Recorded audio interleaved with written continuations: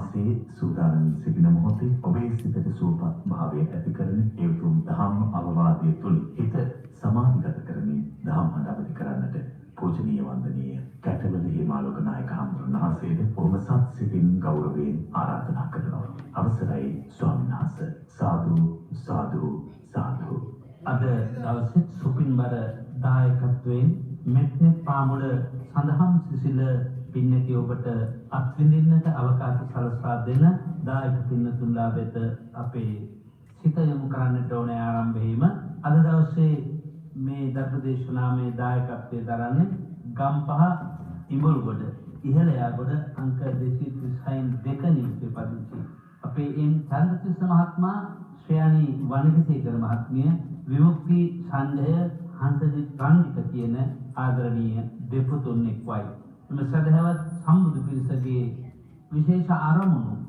ධර්ම දේශනාන්ති සිහිපත් කරන ප්‍රාර්ථනා වැටිවොත් ඒ හැම දිනකටම ජීවිත මගේ සියලු යහපත් ප්‍රාර්ථනා සමුර්ථ කරගන්නට ආරමුණු කරන උතුම් විපුල පරමාර්ථයන් සාධනය කරගන්නට නුදුරු දිනක එළවෙන අභිනව වර්ෂය බෙහෙවින්ම සෝභාමත් කර ගැනීම සඳහා ආයුෂෙන් වර්ණයෙන් සැපයෙන් බලයෙන් ප්‍රඥාවෙන් සෝභවාන ජීවිතයක් ගත කිරීම සඳහා ඒ වගේම ආයු වඩකෝ ධන වඩකෝ සිරි වඩකෝ බල වඩකෝ වන්න වඩකෝ හොතු සබ්බදා කියා වදාලා කාර්යයට හැම අංගයකින්ම සෝභාමත් අභිනව වර්ෂයකට පාතබන්නට මේ පුණ්‍ය ශක්තිය හේතු උපකාර වේවා කියන ප්‍රාර්ථනාව දායකත්වයේ ධර්මයෙන් සදහවතුන් වෙත ඒ වගේම ධර්මස්කාමී ධර්ම ශ්‍රවණය සඳහා සෝදානම් වන සීල පින්නතුන්ලාට සෙත් ප්‍රාර්ථනා විමුඛව මේ වෙලාවේ සිහිපත් කරමින් අපි ධර්ම දේශනාව වෙත දැන් ලැබෙමු.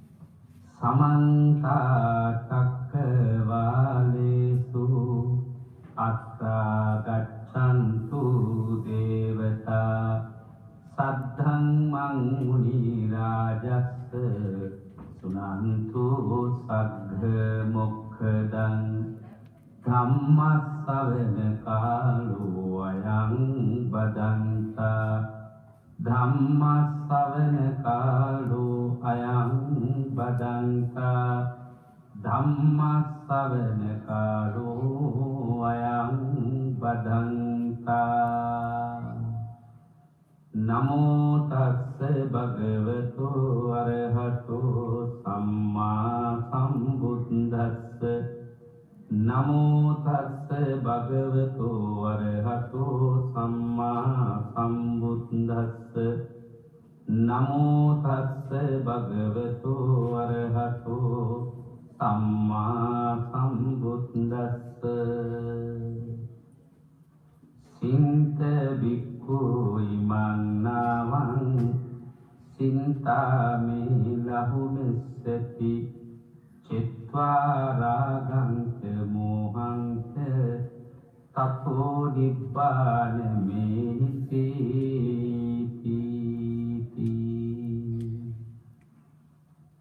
කාරුණික වාසනාවන්ත සද්ධර්මයේ අහන අභිලාෂයෙන් සිය ගතත් සිය සිතත් දහමට මොනවට නමාගත් භාග්‍යවන්ත සදහවතුනි අරුණ ලෝකයේ අරුණ කිරණ මේ අඳුරු ලෝකය එළිය කරන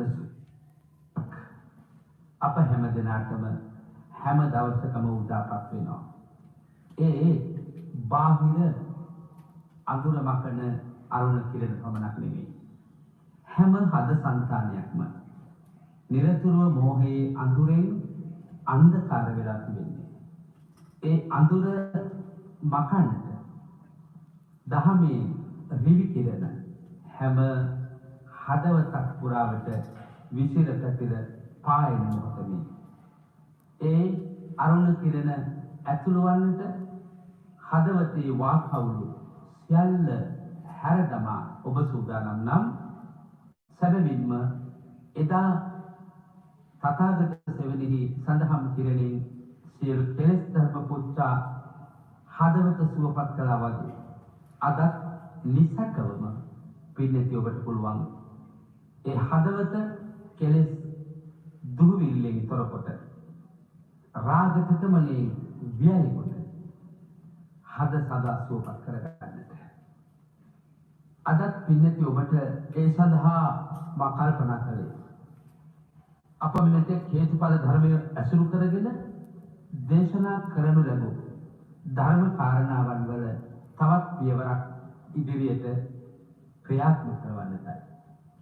පින්වත්නි, ඒ තථාගත සම්මා සම්බුදු රජාණන් වහන්සේ නිරන්තරයෙන් අපට උපමා ඇසුරු කරගෙන අපේ හදවත සෝභාමත් කරන ආකාරය ගැන කරුණු පැහැදිලි කොට වදාළා.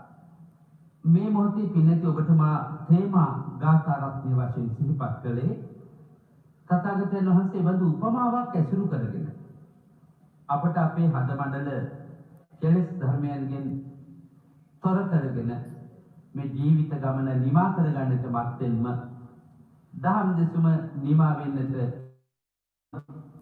ගත හැකි උපරි ඵලයේ වෙත ළඟා වෙන්නේ කෙසේද කියන කාරණය. ඒ ගාථා රත්නයේ සරල අදහස් මම සුපුරුදු විදිහට පින්නති ඔබට පද්‍යයකින්ම සිහිපත් කරන එක වඩා හොඳයි. සසර නැමැති සාගරයෙහි ජීවිත නැව පාවෙනවා, නැව සිදුරුව කෙලෙස් ජලය නැව ඇතුළත පිවිසෙනවා. කෙලෙස් ජලය දුරු නොකළොත් නැව සයුරේ යට යනවා. කෙලෙස් ජලය ඉසිමින් අපි සිදුරු වැසිය යුතු වෙනවා. දැන් පිළිතුරට ඔබට පැහැදිලි මේ සංසාරයේ සාගරයකට මගේ බුදුහාමුදුරුවෝ උපමා කළා. සාගරය කියන්නේ මුලක් නොපෙනෙන අගක් නොපෙනෙන එකක් නේ.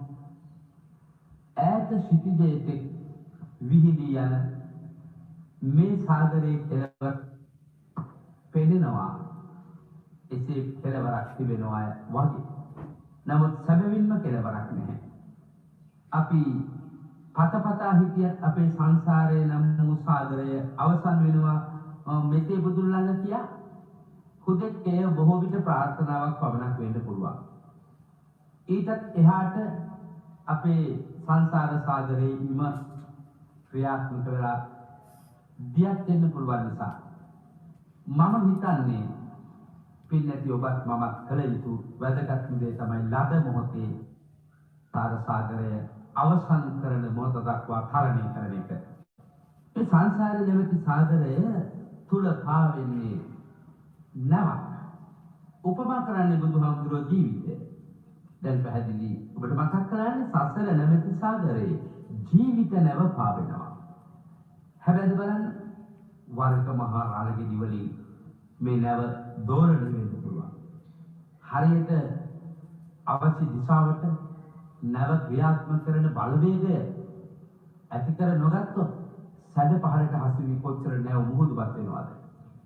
ඇත්තටම අපි මේ සංසාරේ විවිධ සැඩ පහරවල් වලට ඇතුළු වෙමින් වරක කාම ලෝකවලටත් වරක තවත් වරක දෙව්ලොව පැත්තටත් යන්නේ. තථාගතයන් වහන්සේ කතංච තරති යෝගහන් කියලා අලව්‍යක ඇසු කොහොමද උත්තරේ දුන්නේ? කාම ඕග, භව ඕග, ditthi ඕග, අවිජ්ජා ඕග කියන සැඩ පහරවල් හතරකට අහු වෙලා, රැලි මාලා හතරකට අහු වෙලා අපි මේ සසර පුරාවට දෝරණය වෙනවා. ඒ නිසා පින්නතුනි නැව අදාළ ඉලක්කයට වෙත ගමන් කරවන්න ඕනේ නම් කෙනෙකුට ඒ සඳහා අවශ්‍ය රිදුලකුත් ඒ සඳහා අවශ්‍ය નિયમિત කාර්ය සඵල කිරීම සඳහා අවශ්‍ය ඉන්ධන ඒ වගේම නැව තුළ යාන්ත්‍රික දෝෂ වලින් තොර බවක් කියන මේ සියල්ලක්ම අවශ්‍යයි. අපට මේ වෙනකොට සියල්ලම ලැබිලා තියෙනවා. ශක්තිමත් ජීවිතයක් මේ දිව්‍ය නම් වශයෙන් ලැබිලා තියෙනවා. අනිත් පැත්තෙන් ශක්තිමත් කළ හැකි ධර්මයේ තුල හොඳින් මෝහත් කළ හැකි බලවත් කළ හැකි සිතක් අපිට තියෙනවා. සමහර රියදුලෙක් අපලන් ඉන්නවා. අනිත් පැත්තේ හොඳ කල්යාණ මිත්‍රයන්ගෙන් ලැබිච්ච අසහාය කල්යාණ මිත්‍රයන් වහන්සේ වූ මගේ තථාගතයන් වහන්සේ විසින් කරදර වදාළ සද්ධර්මය. උන්වහන්සේගේ ශිෂ්‍ය පුත්‍ර කල්යාණ මිත්‍රයන් වහන්සේලාගෙන් අපිට ලැබිලා තියෙනවා. සතර අපේ පුරාකෘත පින්බල මහිමයකුත් තියෙනවා. මේ සියලු අංගයන් ඒකාබද්ධ වුණු ජීවිතයක් නේ ඔබට මට මේ මොහොතේ තියෙන්නේ. මේ සියල්ල අගය කරන්න පින්නතුනි. අගය කරන තැනින් ඔබට ඔබේ බලාපොරොත්තු ඉෂ්ට කර ගන්න පුළුවන්. අනුන් අගය කරන්නට පෙර තමන් තමාව අගය කරගන්න එක. තමන්ගේ අරමුණ ඉෂ්ට කරගන්න ලොකුම උපකාරයක්. තවත් වෙනක තමන් තමාවම පරිහාසයෙන් දකින සිතකුත් ඔබ ළඟ තියෙනවා නම් වඩාත් හොඳයි. වැරදුණු තැන මා වැරදි කියා හෘද ශක්තියකින් ගොව මටත් ඔබටත් හිතන්නට කියන්නට පුළුවන් නම් අන්න එතනදී අපේ ජීවිතය හුඟක් ශක්තිමත්. දැන් නැව සිදුරුව කෙලෙස් දලයේ නැව ඇතුළට පිවිසෙනවා. තථාගතයන් වහන්සේ වදාළනවා නිතරම මේ නැවේ සිදුරු හැදෙන්න පුළුවන්. අපේ ජීවිතය තුළත් එහෙම සිදුරු කීපයක් තියෙනවා. ඇස, කන, නාසය, දිව, ශරීරයේ ස්වභාවයෙන්ම සිදුරුනේ. එහෙමනම් ඒ සිදුරු ඇසුරින් රූප, ශබ්ද, ගන්ධ, රස, ස්පර්ශ සිත ඇතුළට එනවා ප්‍රිය උපදිනා වූ රූප ධර්ම හැටියට, අප්‍රිය උපදිනා වූ රූප ධර්ම හැටියට. අන්න එතනදී ප්‍රිය උපදිනා වූ රූප ධර්ම වල සතුටක්, ඇලීමක්, ලෝභයක් පහළ වෙනවා. ඒ රූප ධර්ම යම් මොහොතක බලාපොරොත්තු වන ලෙසින් නොපවතින විට අන්න හිත ඇතුළට ද්වේෂය එනවා. මේ රූප ධර්මයෙන් මම මෙහෙම විකෘති වෙයි හිතුවේ නැහැ. මම බොහොම පිළිකුල් රූපයක් මම ගත්තේ මගේ ජීවිතේට. ඒ රූප ධර්ම දැන් වෙනස් වුණා නේද කියන ගැටීම ඉන්නත් පුළුවන්. ඔය දෙකෙන් හොඳට වළක්ව ගන්න පුළුවන් තුන්වෙනි අකුසල පාක්ෂික කෙලෙස්යේ තමතුල ගොඩනැගෙනව හඳුනගත්තා. මොකද්ද? මෝහය. චිත්වා රාගන්ත මෝහන්ත කියලාමයි ඔබට මම දීපත් කළ ගාථා රත්නය අදහස් කරන්නේ. මේ සිදුරු දෙක ඇතුළේ විවිධ කෙලෙස්. මෝහය තමයි සියල්ලට මූලික. ලස්සන රූප රාමු දකිද්දී, සුමිහිරි ලස්සන සද්ද ඇහෙද්දී, සුමිහිරි රස විඳිද්දී, සුමිහිරි පාස විඳිද්දී, සුමිහිරි සුගන්ධ වර්ගයේ දැනෙද්දී අපට මෝහයේ පටල ඉරාගෙන ප්‍රඥාවේ ආලෝකයේ මතුවලා ඔබ ඔය ප්‍රියයි කියලා ගන්න සියලුම රූප ධර්මවල අප්‍රිය ධර්මතාවක් රැඳී ඇත කියන කල්පනාව ඇති පුරාණ අන්න එහෙම ඇතුළු කරගත්ත හිත තුළ කෙලෙස් වැඩෙන්න විදිහක් නැහැ. කෙලෙස් ඉහින්නේ එහෙමයි. කෙලෙස් ඇතුළු වෙන එක වළක්වන්න බෑ. එහෙමනම් කෙලෙස් ස්ථාපනය වෙන, ස්ථාවර වෙන දොරටු වසා ගන්න එක අපිට කරන්න පුළුවන් කියනවා. දැන් මේ රූප, ශබ්ද, ගන්ධ, රස, ස්පර්ශ ආදී ධර්මයන් ඉවත් කරන්න උවමනා කරන ශක්තිය අපි හදා ගන්න ඕනේ. අපේ සිත ආවරණය නොකළ එකක් විතරයි. ධර්මයේ තුලින් කරන්නේ සිත ආවරණය කරලා දෙන එක. රූප ධර්ම ඇතුළු වෙනවා. කෙලෙස් ධර්ම ඇතුළු වෙන්න දෙන්නේ නැහැ. දැන් අපි මෙහෙමිටකෝ ස්වාමීන් වහන්සේ නමකුත් ගිහි ගෝලියෙකුත් දාන ගෙදරකට යනවා. දැන් දෙපාව දෝල ගෙට ගන්නේ කවුරු විතරද? ස්වාමීන් වහන්සේ විතරයි. ඒ පාත්‍රෙත් අරගෙන බාග වෙලාවට අනිත් තෝරගෙන මෙවලම් උපකරණත් අරගෙන එන ඒ කුල පුත්‍රයා දෙපා දෝව අපි ගන්නේ නැහැ. නමුත් උන්ට එක්තරා භක්තියක් තියෙනවා අපේ හිත තුළ. ඒ ස්වාමීන් වහන්සේගේ කටකම් දායකයෙක්. නමුත් කෙලෙස් ධර්මත් එහෙමයි. රූප ධර්ම බොහොම විරාජමානව සුව එළවමින් අපතුලට එනකොට අපි ඒක ගත්තට වරදක් නැහැ. නමුත් අපිට ප්‍රසන්න රූප නොදෙන ජීවත් වෙන්න බැහැනේ. නමුත් වැදගත් වෙන්නේ මොකද්ද? ඒ තුලින් හටගත්ත කෙලෙස් වලට හදවත තෝතැන්නක් නොකළ යුතුයි. කෙලෙස් සමස්තිත වියලවා ගැනීමේ වගවීම ඔබලට තියෙනවා. අන්න ඔබ මෝහයේ අඳුරු පටලය ගැන විතර සිහියෙන් ජීවත් වෙන්න කෙනෙක්. දාදාදී පින්කම් කරන පැත්තට එනකොට කෙලෙස් තමයි පහළ වෙන්නේ. කොහොමද කෙලෙස් පහළ වෙන්නේ? අලෝභදී සමූහ කියන්නේ කෙලෙස් නෙමෙයි. නිකෙලෙස්. ඔය ධර්මයේ හරියට වරද්ද ගන්න තරක් තමයි අලෝභදී සමූහ කියන මේ තුනක් කෙලෙස් වලට දුරු කරනවා. එහෙම විතර පින් කරන්න එපා කියනවා. තථාගතයන් වහන්සේ පින් කරන්න එපා කියලා වදාළේ නැහැ. පින් කරන්න. ඒ දාන ආදී පින්කම් කරන මොහොතේ ඇති වෙන අලෝභ හිත යට නිදි ගැන්වී තියෙන විත්‍ය මතක තියාගන්න ලෝභය. ටික කලකට පමණයි අලෝභයේ ඉස්මතු වී තියෙන්නේ. සිත තුළ කෙලෙස් හැම වෙලාවෙම නිදි ගැන්වී තිබුණ එකට කියන අනුසය ධර්මය. ආපහු නිශ්චිත කාලයකට පස්සේ අර ලෝභය ඉස්මතු වෙන්න පටන් ගන්න නිසා ඒ ලෝභය කෙලෙස්. ඒක පැහැදිලිවම ඔබ අකුසල පැත්තෙන් හඳුනාගත්තා. ඒ ලෝභයයි අර අලෝභයයි දෙක එකට අමුණලා දෙන වැරදි වැඩ පිළිවෙලක් අපේ තියෙනවා. දානක් දුන්නු අපට ඒ දානේ ආනිසංස නිරායාසයෙන් ලැබෙන එක හැබෑවා. නමුත් ඒවා බොහොම විචිත්‍ර කරනවා. වර්ණවත් කරනවා. අපට අනේක විද විමාන මාලාලංකාරයෙන් විභූෂිත දිවසිරින් පින ආදී වශයෙන් දිව්‍ය ලෝක සප වර්ණවත් කරලා දුන්නාම හැඩතල දාලා දුන්නාම පලිප්පු දාලා දුන්නාම අනර අලෝභ හිත ආපහු ලෝභ යට වෙච්ච නිදාගත්ත ලෝභ හිත සමග ඇවිදිනවා. ඇවිදිලා ආපහු අපි අදිනවා අර ලෝභය නම් වූ දෙව්ලොවට ඇති වුණු කැමැත්ත නම් වූ කෙලෙසේ විසින් හදා දුන්නු ගතියෙන්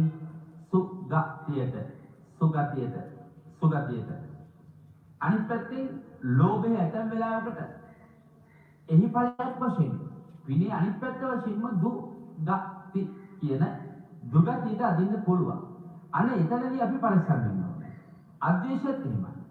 දන් දෙන මොහොතේ අපි හිතමු යම් භික්ෂුවකට දන් දෙනවා ඒක බොහොම මෛත්‍රී සාගත හිතින්මයි දෙන්නේ. නමුත් භික්ෂුවක් නිතර ඉල්ලනවා. නිතර එනවා. අන්න එතකොට එදා මෛත්‍රී හිත පහළ වෙච්ච වෙලාවේදී යටින් තිබිච්ච ද්වේෂය නැවත ඉස්මතු වෙන්න බැරිද? මිනිස්සු දන් දෙන්න ආසයි. ආස වුණාට නැවතත් ඉල්ලනවා. නැවතත් කරදරයක් නැහැ. ඒ ඇත්තට දෙන්නේ කැමති නැහැ. මේ සමාජයේ උනත් එහෙමයි. සමහර විට දැන් අපි උනත් ඒ අත්දැකීම භික්ෂුන් වහන්සේලා වශයෙන් ලබනවා.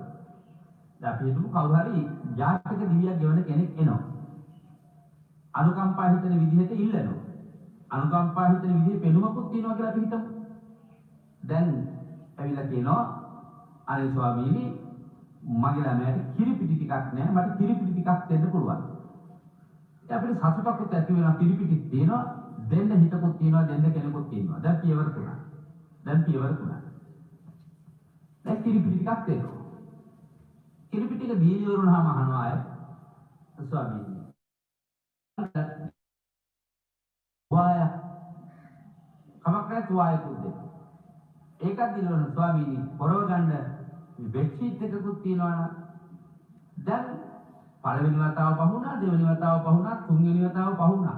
හතරවෙනි වතාවට එනකොට මොකද්ද පහළ වෙන්නේ? අර පරිත්‍යාගශීලී මුල් වෙලාවේදී ඇතිවෙච්ච ජාතකයක් නැතිවෙච්ච මෙත්සිතම ආපහු ඇති වෙනවද? කවුරුහරි කියනවා ඕව එහෙමම ඇති වෙනවා කියලා එනං එයා මහා බෝධිසත්වයෙක්. දැන් මහා බෝධිසත්වයන්ට එහෙම ඇති වෙනවා. ඒක අවස්ථාවක් තියෙනවනේ ධර්මයේහි පින්නතුනි ඇතෙක්ව ඉන්න කාලේ ඔය දෙව්දත්තර ඒ භවයේ ඇවිල්ලා ඇද්දල ඉන්නවා. දැන් ඇද්දල අපාගෙන ඒක වියදම් කරලා කාලා බීලා ඉවරලා ඊට පස්සේ ආයෙ කල්පනා කරනවා තවත් ඇතාගේ මේ හොප්පු ඇතුලේ එහෙම නැත්නම් හක්ක ඇතුලේ තවත් දත් කැලි දෙකක් තියෙන්න ඕන කියනවා. ඒකෙන් කියලා තමයි කැපුවේ. ඇවිල්ලා අහනවා ඉතුරු දා කැලි දෙකක් දෙන්න බෑද? ඒ බෝධිසත්වයන් වහන්සේට පුළුවන් වෙනවා. අර ඉතුරු කොටස් දෙක කම්මල පළලා කියතකින් කපලා අරගෙන යනකම් ඉවසන්නේ. ඒක මහා බෝධිසත්ව මට්ටම දක්වා දියුණු කරපු මනසක ලක්ෂණ. එහෙම නැත්නම් පින්නේ ඔබ මේ අත්දැකීම හැබෑවටම ලැබලා ඇති.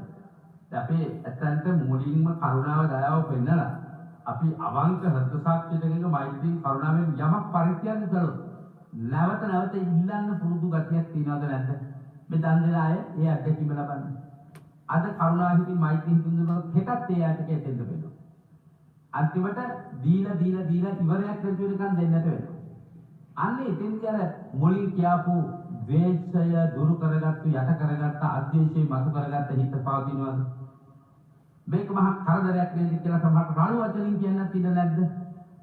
මේක නේද මනසේ ඇත්ත. අපි හැම මොහොතකම මෙන්න මේ ටික හඳුනගමු. කොහොමද කෙලෙස් යට යන්නේ? කොහොමද කෙලෙස් මතුවෙන්නේ ඉස්මතු වෙන්නේ? දැන් එහෙනම් දානයේ තුල ක්ලේශ ධර්ම යටපත් වී වෙන්නේ අදිස්ථාන කරන කාලය දක්වා විතරයි. පදංග වශයෙන් විස්කම්බන වශයෙන් කියලා පියවර දෙකක් තියෙනවා කෙලෙස් යටපත් වෙන්න. පදංග කිව්වේ ක්ෂණයක් විතර යට යනවා ආයෙත් ශරීරෙ වත් වෙනවා. එහෙම පුළුවන්. විස්කම්බන කියන්නේ ක්ෂණ ගණනාව. තමයි පැයක් සමහරක් දවස් දෙකක් තුනක් දානමය පින්කමක් කරනකොට දානමය පින්කමකට පටන් ගන්න මොහොතේ ඉවසලකම්ම වේදන් කරන්නත් පුළුවන්. ඊට පස්සෙත් ආයෙත් ඒ බඳු ආකාරයකම වියදම් කරන්න වුණොත් තමන් හිතාගත්තු ප්‍රමාණයට වඩා වියදම් කරන්න වුණොත් අන්න කෙනෙකුගේ හිත තුළ පහළ වෙනවා. අර මම කිව්ව ද්වේෂ සාගතයිසික. එහෙනම් මේ සියල්ල තුළ තියෙන්නේ තමාට තමා දැකීමේ නොහැකියාව, කල් වේලා ඇති. එහෙනම් අපි අලෝභ හිතක් පහළ වෙනකොටත් මෝහයේ අඳුරෙන් එතන ගිලෙන්නේ නැතුව අන්තයට යන්නේ නැතුව. ඒකේ පරිත්‍යාගය වුණත් අන්තයට යන්න ඕනේ. ඒ වගේම මෛත්‍රිය වුණත් අන්තයට යන්න ඕනේ. මෛත්‍රී අන්තයක් පරිත්‍යාගයේ අන්තයක් බහැනකයි. දුක්ඛයන්හන්සේ හැම මොහොතකම සම්මා දිට්ඨිය සහිත මධ්‍ය ප්‍රතිපදාව තමයි පින්වත් යාගය කරන්නේ. ඒ නිසා දැන් මේ කෙලෙස් ධර්ම ඊටා මොහොතින් අඳුනගෙන කෙලෙස් ඇති වෙන පහළ වෙන හැම මොහොතක්ම මනස සිහියෙන් කල්ගත කරලා ඒ සිදුරු ටික වසා ගත්තොත් අපට පුළුවන්කම ලැබෙනවා කෙලෙස් ජලය ඉහලා සිදුරු වහලා මේ සංසාර චාරිකාවේ අවසානයේ දකින්න. අපි මේ සංසාර චාරිකාවේ අවසානයේ එහෙනම් තාම නොදැක්කේ. කුමක් නිසාද කියලා පිළිතුර ඔබට පැහැදිලි වෙන්න ඕනේ. අපි ඔය භාවනා යෝගීව ඉන්න අවස්ථාවලදී චිත්තානුපස්සනාව ජන භාවනා වඩද්දී සරාගම්වා චිත්තං සරාගං චිත්තං පජානාති. විරාගම්වා චිත්තං විරාගං චිත්තං පජානාති. සරාග සිත හේවත් සරාගය නම් වූ රාගය නම් වූ ක්ලේශය පහළ වූ වහාම අපි අඳුර ගන්නට ඕනේ මෙන්න මට රාගය නැමැති කෙලෙස්ේ පහළ වුණා. ඒ කෙලෙස්යාගේ ආදීනව එතනදීම මෙනෙහි කර ගන්න පුළුවන්. ඒ කෙලෙස් ඇති වෙච්ච රාගය ඇති වෙච්ච සිත සම්පූර්ණයෙන්ම ප්‍රහීන වෙනතු. ඒකට කියනවා ප්‍රහාණ කියලා. මාකව තදංග වශයෙන් කෙලෙස් යටපත් වෙනවා. විස්කම්මන වශයෙන් කෙලෙස් යටපත් වෙනවා. ප්‍රහාණ වශයෙන් කෙලෙස් ඉවත් වෙනවා. තුන්වෙනි පියවරේ. පිනතුනේ සාමාන්‍යයෙන් මේ රාගය කියන කාරණේ ඉස්මතු වුණාම මෝහෙන් කොච්චර ඉස වැටෙනවද කියනවනම් මව කියන දේවත්, පියා කියන දේවත්, වැඩිහිටියෝ කියන දේවත්, ගුරුවරු කියන දේවත්, හිතයිශී වූම කල්යාණ මිත්‍රයෝ කියන දේවත් හිතන්න බැරි තරමට මෝහයේ අඳුරෙන් හිත වැහෙනවා. මෝහයේ අඳුරෙන් හිත වැහෙනවා. කොහොමද වැහෙන්නේ? අපි බලමු සමහර විට නොගැලපෙන ආදර සම්බන්ධතාවයක් ගොඩනගාගෙන තමගේ දියණිය ඉන්නවා කියලා මව්පියන්ට දැනනවා. මව්පියෝ වැඩි දුරටත් හොයලා බලලා කල්පනා කරන මේ දියණිය හා සම්බන්ධකම් පවත්වන මේ පුද්ගලයා අපේ පරම්පරාවටවත් අපේ මට්ටමටවත් අපේ කුලයටවත් අපේ නිලයටවත් අපේ මට්ටමට තත්ත්වයට කොහෙත්ම ගැලපෙන්නේ නැහැ කියන තීරණයට එනවා. සමහර විට දියණිය එකම දරුවා වෙන්නත් පුළුවන් පවුල. ඒ දරුවාට දෙන්න පුළුවන් ඉහළම භවභෝග සම්පත් අර මව්පියන් රැස්කොට තබා තිබෙනවා. දරුවත් ඒ ගැන දන්නවා. මව්පියෝ කියනවා පුතේ මා පුතා ওই මනුස්සයෙක් එක්ක ගියොත් මේක අබෑටයක් කොහෙට දෙන්නේ නැහැ. අබෑටේ තියාගන්න කියලා හිටි ගාම්මම අතුරුදන් වෙන දියලිවරු නැද්ද? ඇයි අවුරුදු 20 ගානක් වෙනකන් හදාපු තනාපු වඩාපු ජීවිතේ හැම කාරණයකටම දුන්න අවවාද හරියටම හරි ගියේ මව්පියන්ගේ අවවාදයේ මේ වෙලාවේ නුරුස්නා ගැටේ යුක්ත වුණා. මේ වෙලාවේ ඒක නොගැලපෙන්නක් හැටියට සැලකුණා. කවුද ඒක සැලකුවේ? මෝහය විසින් එහෙම සලකන්න පුරුදු. මෝහය ළඟ රාගය රත් වෙන්න පටන් ගන්නවා. රාගය වනාහි කෙලෙසයක් නම් දැන් පැහැදිලි කෙලෙස් ඇවිස්සෙනකොට ලෞකික ජීවිතේ උනත් ලැබෙන්න තියෙන හැම අර්ථලාභයක්ම සමහර විට කෙනෙකුට අහිමි වෙන්න පුළුවන්. මේ වගේ සිද්ධි කොච්චර තියෙනවද? ඒ නිසා ජීවිත මගේ ඒ කෙලෙසය රත් වීමෙන් ඇවිස්සුනාට පස්සේ ඒ කෙලෙස් වලට වසඟව ක්‍රියාත්මක වෙන පුද්ගලයෝ ඒ ක්ලේශයගේ ආදීනව දකිනකොට ආපහු අනේ මං කරගත්තු දේ කියලා කොච්චර පසුතැවෙනවද? මේ බණහන අය අනේ මං කරගත්තු දේ කියන හැන ජීවිතේ විවිධ කාරණාවට විවාහ විතරක් නෙමෙයි අනිකුත් ඕනෑම තීරණයකදී බලන්න ඔබට එහෙම වෙලා නැද්ද කියලා. ඔබ හිති ගමන් හදිස්සියට වචන කියනවා. නමුත් ඔබට ආපහු ඒවායේ ආදීනව උඩුසුළඟට දමාපු දුවිලක්ෂේ තමා වෙතම පතිත වී තමාව පසුතැවිලි කරවන වේලාවල අනන්තයි නේද? එම අප්‍රමාණ වාරයක් පින්නති ඔබට හිත සිද්ධ වෙලා තියෙනවද? හොඳට හිතලා බලන්න. සමහර විට අපි මෙහෙම හිතමු. පුතා විවාහ වෙන්නේ ඉන්න. දුව ගැන ආරංචි වෙලා. මම නම් වතුර පොතක් දෙන්නේ නැහැ කියපු. මට නම් ඔවුන්ගේ වතුර පොතක්වත් එපා කියපු. නොදකින් කියන වචනේ අපි පාවිච්චි කරනවානේ සාමාන්‍යයෙන්. අන්තිමට වතුර බොන්න වෙන්නෙම අර එපා කියපු. තෝනදකින් කියපු. එක්කෙනාගෙන් බයි.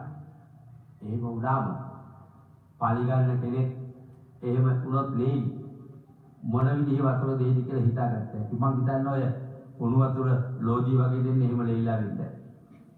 වතුර ඕනකට වඩා හීටරට දුන්නාම තමයි වයසට යනකොට බණිනවා කොහොම උපස්ථාන කළා. නමුත් අම්මා කළ දේ අම්මාට මම කරන උපස්ථාන මට කියලා හිතාගෙන බොහොම කීකරු භාවයෙන් යුක්තව අපේ දරුවේ උවටන් කරන්න උන මම හිම සිහිපත් කරන්නේ විශේෂ අධ්‍යාත්මික රාශියක් එක්ක. හැබැයි මා කිව්ව විදිහට මව්පියෝ දැන තියා ගන්න ඕනේ. මට කවදා හරි මේ කිසිම උපස්ථානයක් එපා කියපු කෙනාගෙන්ම ආපහු පිහිට පිළිසරණ ඉල්ලන්න වෙන වෙලාවල් නැද්ද කියලා. අපි මෙහෙම හිතමු.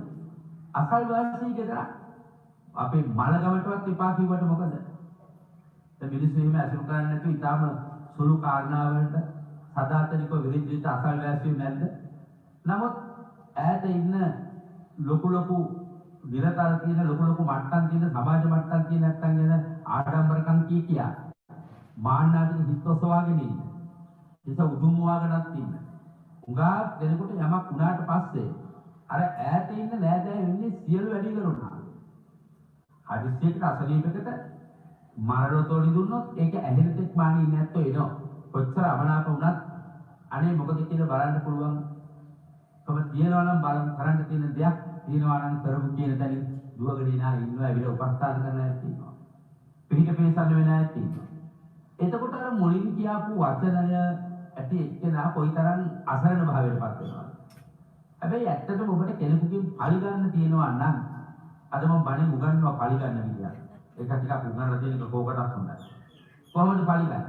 ඔබව යම් අපහාසයට, පරිහාසයට, නින්දාවට භාජනය කරා නම් ඔබට යමක් තුගෙන් යම් හතුරුකමක් ආවා නම් ලැබුණා නම් ඔබට පරි ගන්න තියෙන හොඳම ක්‍රමය තමයි අවශ්‍ය වෙලාවට ගිහින් පිට වෙන එක. අවශ්‍ය වෙලාවට ගිහින් පිටසක් වෙනකොට යකි හිතින් හිතනවා ඔබ හිතින් ආඩම්බර කොන්සා නොකියවට මොකද? අනේ මම මෙහෙම කියාපු එකනා නේද මට අද මෙහෙම උපස්ථාන කරන්නේ මම කොච්චර වැරදිද? මෙයා ගැන මෙහෙම හිතපු එක. අද මට මේ නැත්තන්ගෙම පිහිට ඉල්ලන්න වුණා නේද කියන අසරණ භාවයට පත් වෙනවද නැද්ද? අන්නේ නිසා බොහොම ප්‍රවේශම් විය යුතුයි යම් ආකාරයක වචනයක් අර වගේ එකක් කටින් පිට වෙන්නට ඉඩ තබා ගන්නේ නැතුව කලින් හිතන්නට පුළුවන් නම් හුඟක් හොඳයි.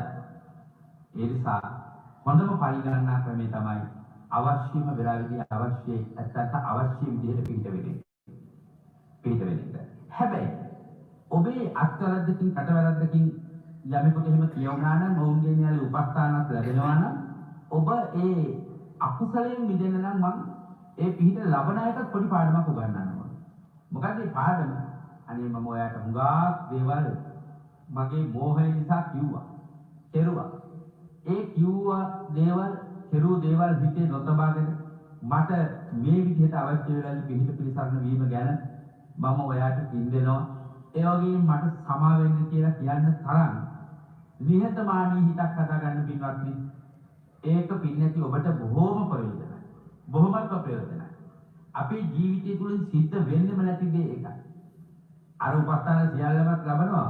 උඩින් හිනාක් වෙනවා. අතහත් කරනවා.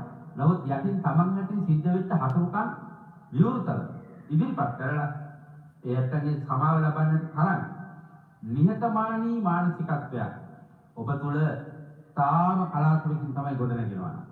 මම ඔබට ආරාධනා කරනවා දුර්ලභව ගොඩනගා ගන්න තියෙන අධ්‍යාත්මික දියුණුවක් තමයි එහෙම සිතුවිල්ලක් ඔබ අතින් වැරදීමකින් හරි සිද්ධ වෙයි වෙනවා නම් එහෙම වචනයක් ඔබ තුළින් වැරදීමකින් හරි යන්නේ සිද්ධ වෙයි වෙනවා නම් බොහොම නිහතමානී වෙලා මගේ අතින් ඔබට වැරදුනා කියන එක කියන්න ඔබ ආඩම්බර වෙන්න එපා. පිළිත් ඔබට කරන්නම හිත් වේවි ඒකට ලැබෙන ආනිසංස. අපි කියනවා. ඒ ආනිසංස තමයි පින්වත්නි උපනුපන් භාවයේ කිසිදා නින්දා නොලබන්නට පුළුවන්.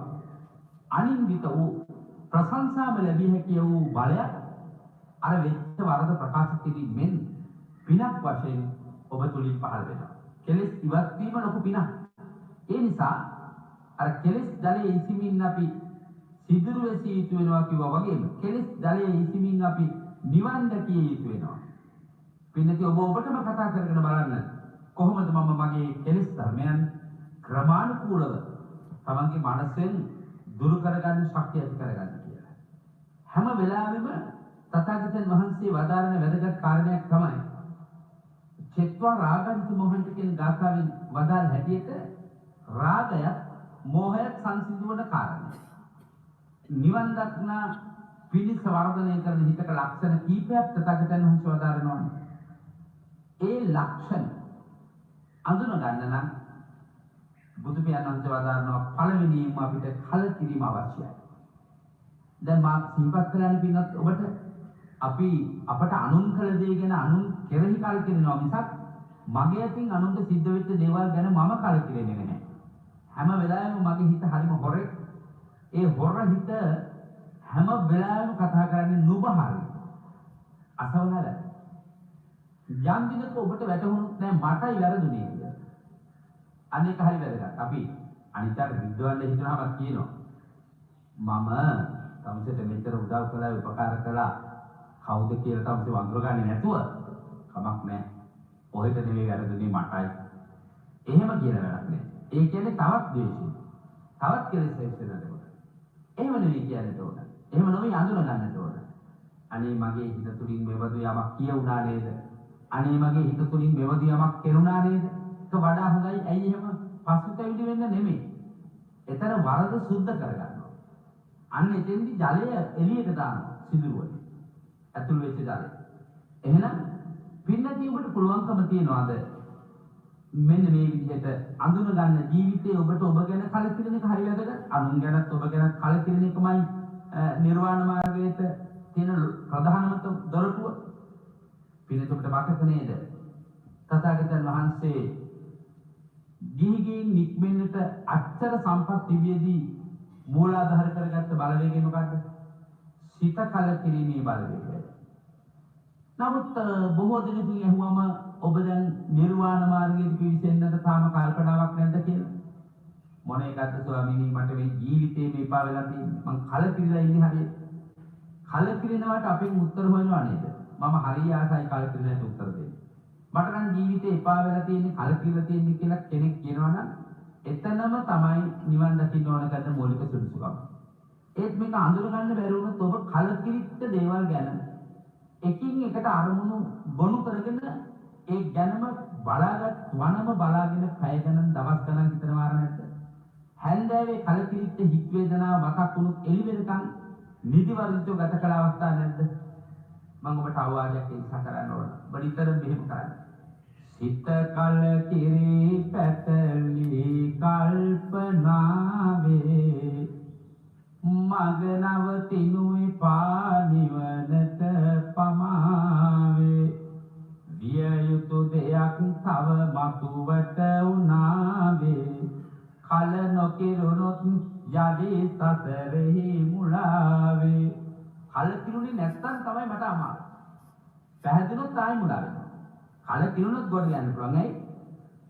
වෙන් වෙන්න රාගය අඩු කරගන්න විරාගී හිත් හදාගන්න නිකන් ඉඳගෙන සරාගන්වා චිත්තං විරාගන්වා චිත්තං කිය හිතෙන්න බෑ. සරාගයේ වශයෙන් ඇති වෙනකොට ඔබ දැනගෙන ඒක නැති කරන්න මාමී කියා දුන්නු උපක්‍රම භාවිත කරන්න ඕනේ. භාවනාවේ ලැබෙන ප්‍රතිඵල 90%කට ලැබෙන්නේ ඇයි? සරාග හිතක් පහළ වුණා කියලා දැනගන්නවා. විරාග හිත නැති වුණා කියලා දැනගන්නවා. අර පළවෙනි එක නම් නැති වෙනවා. හරි. සරාග හිත ඇති වුණා නම් ඔය කියන කිසිම යෝගියෙකුට විරාගන්වා චිත්තං කියන එක බලන්න බෑ. ඇයි? සරාගය විරාගයට හරව ගන්න භාවනාවේ උපායශීලී ක්‍රම ඕතුල ක්‍රියාත්මක වෙන්නේ නැහැ. මොකද උපාය සරාගය ඇති වුණු වස්තුව පිළිබඳ පිළිකුලෙන් දකිනවා. ඒ අසුබේ දකිනවා. බුදු පියාණන් වහන්සේ සමතස්සේ කර්මස්ථාන අතරින් රාගසිතක් පහළ වුණු තැන එය උද්වේගකර ස්වභාවයටම එනකොට හරිම අමාරුවෙන් ඒක ඒ අග්‍ර තත්ත්වයටම පත් වෙන තැනට ගන්න ඕන අසුබය.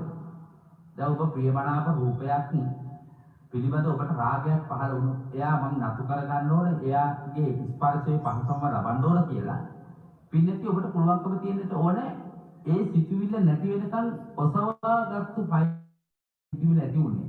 ඒ ඉරියව්වේ ඉඳගෙන ඉන්න වෙලාවේ නම් ඒ සිතුවිල්ල ඇති උනේ නැගිටින්න ඉස්සර වෙලා.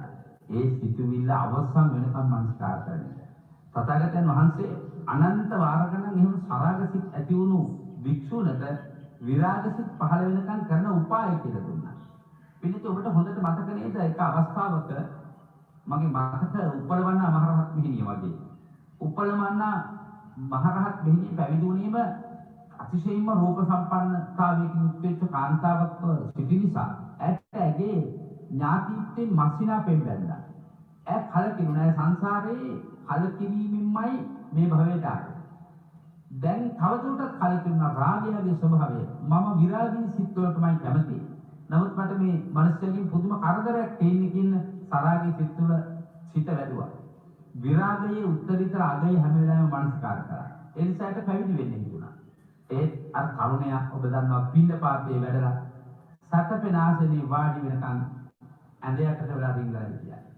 දිවා විහරණයට උපලවන රහත් මෙහෙණිය සුළු වේලාවක් සයනේහි ඇලවෙනකොටම තරුණයා ඇඳයකින් එළියට ආවා. ආපහු ඔබ සිවුරු හැරයා යුතුයි. ඔබ මගේ සදා ප්‍රියම්බිකාව විය යුතුයි. දැඩි ලෙස අර හුදකලා මොහොතේ උපලවන රහත් මෙහෙණියට බලපෑම් කළා. එතුමිය අහනවා මට හරි සන්තෝෂයි. මට හරි සන්තෝෂයි මා ගැන ලෙන්ගත් වෙන එක ගැන. මම මෙච්චර කල් දැනගෙන තිබුණේ නෑ මට මෙච්චර ආදරේ කියලා. බලන්න.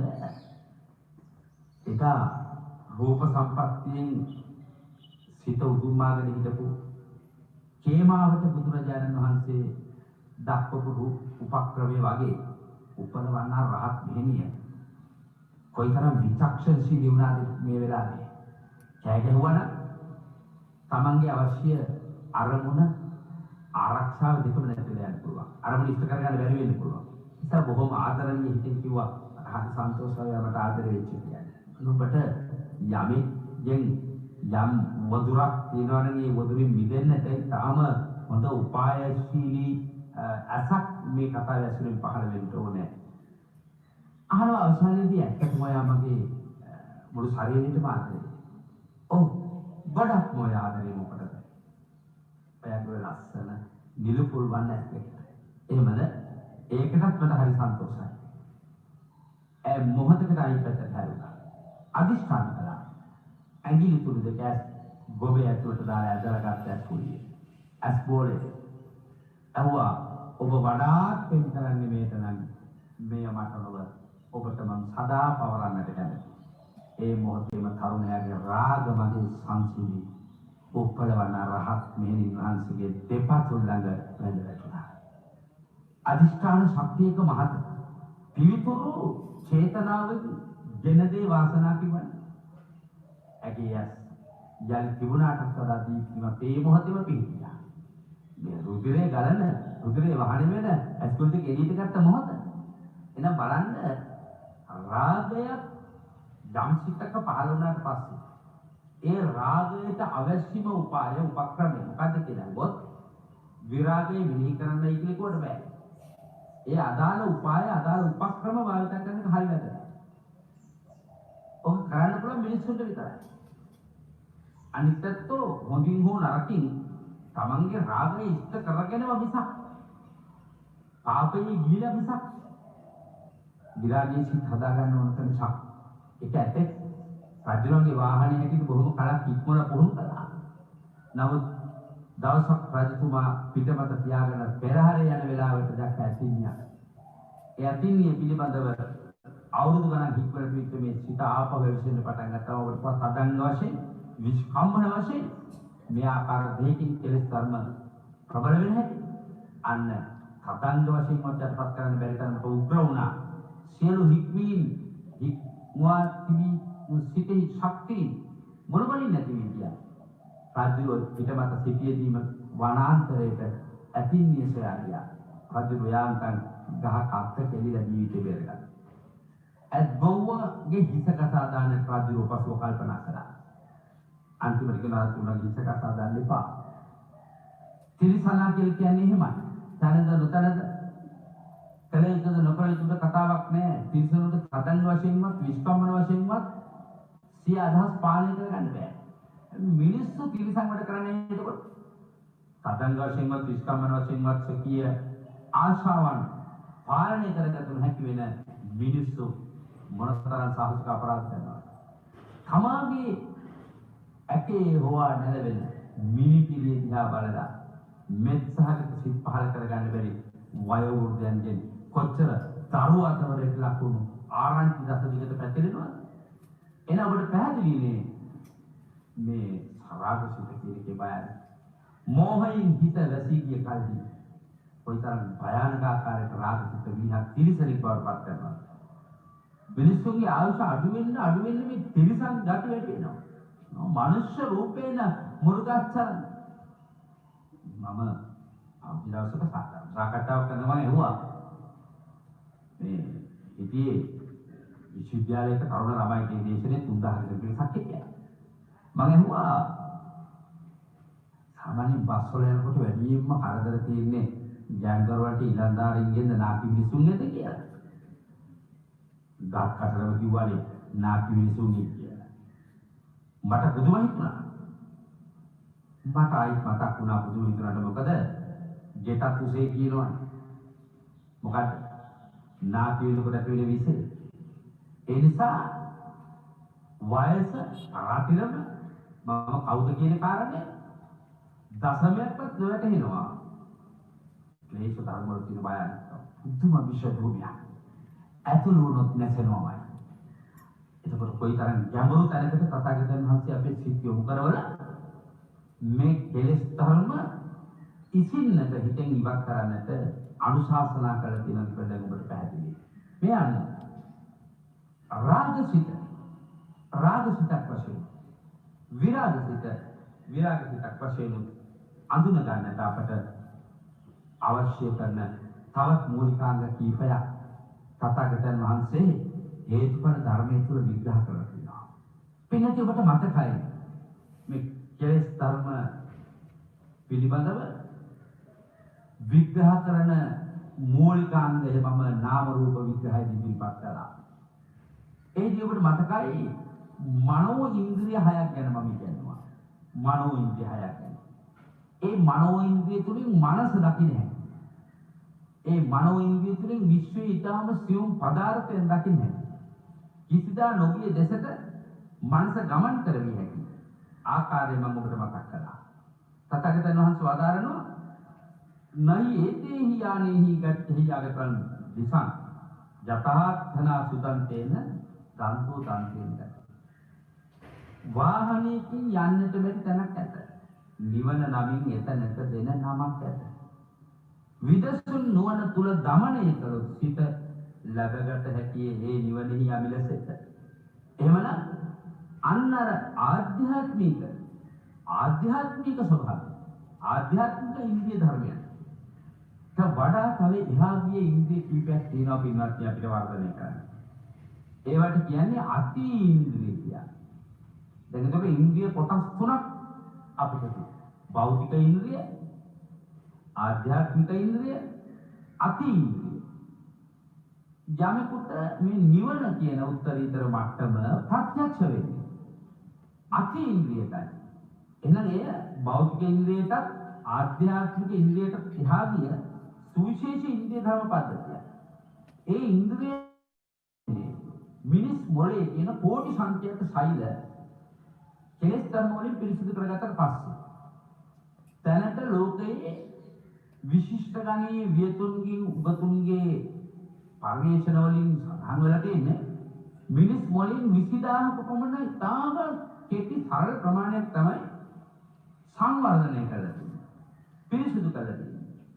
ඒ තුලින් දක්වන හාස්කම් තමයි ගංගන තරණය, භූමි තරණය, සාගර තරණය. නමුත් සසර තරණයට එහෙම සුදු සෛල ප්‍රමාණයක් මුදවල බෑ. මම ඔබට අසායිති කතා පොතක් යලි මතක් වෙන්නත් එක කරුණක් කියන්න. එක මිනිස්සෙක් හිටියා බුද්ධ කාලේ මිනිස්සු මනහම ඔලු කට්ටට තට්ටු කරලා ඉපදිච්ච තැන් කියන්න පුළුවන්. මේ අහවලා හතර පහයි, අහවලා දිව්‍ය ලෝකේ, අහවලා බ්‍රහ්ම ලෝකේ, මේක මුළු මහත් දඹදිව පුරාම පැතිරලා තිබුණා මේ අසහාය දක්ෂතාවයේ ඇතැම් වෙලාවට මිනිස්සු රැවටුණා මේක රහත්භාවයේ තියෙන ලක්ෂණයක් කියලා. ඒ සමහරු භූත බලවේග විසින් මෙහෙවන ලද සිත් ඇතිව ඒ වගේම වෙනත් ලෞකික ධ්‍යාන මට්ටම විසින් වර්ධනය කරන ලද මනස ඇතිව කෙනෙකුට වෙන දේවල් වෙන්න තියෙන දේවල් මාර්ග බාධක බන්ධන ආදී බොහෝ දේවල් පෙන්වන්න කරන්නට පුළුවන්. ශාස්ත්‍ර කියනවා කියලා අපි කියන්නේ ශාස්ත්‍ර කියන්න පුළුවන්. සමහරවිට ශාස්ත්‍ර කියන කෙනෙක් දිහා බලපු කෙනෙකුට බැරි නෑ මෙයා රහත් වෙලා ඉන්නවා කියන එක හිතර මුලා වෙන්න. එහෙම මුලා වෙච්ච පුද්ගලයන් සම්බන්ධව නාමික වශයෙන් උන සීකරන්න කාරණා මොකක්ද? අනේ එතන තමයි මුලාව. එයාගේ සාමාන්‍ය සාමාන්‍ය ජීවිතේ ගත්ත මෙයා නොකරන නොමිනාකමක් නෑ.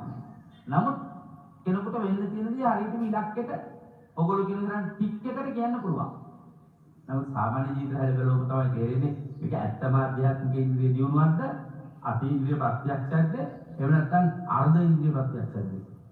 ඇත්ත වශයෙන්ම ඕම් සතු ඉන්ද්‍රිය ප්‍රත්‍යක්ෂයක් නෙවෙයි ඒක බාහිර වශයෙන් ගත්තු භූත බලවේග විසින් සාමාන්‍ය විදිහට දැක බලාගත්ත දේවල් ඉදිරිපත් කිරීමක්.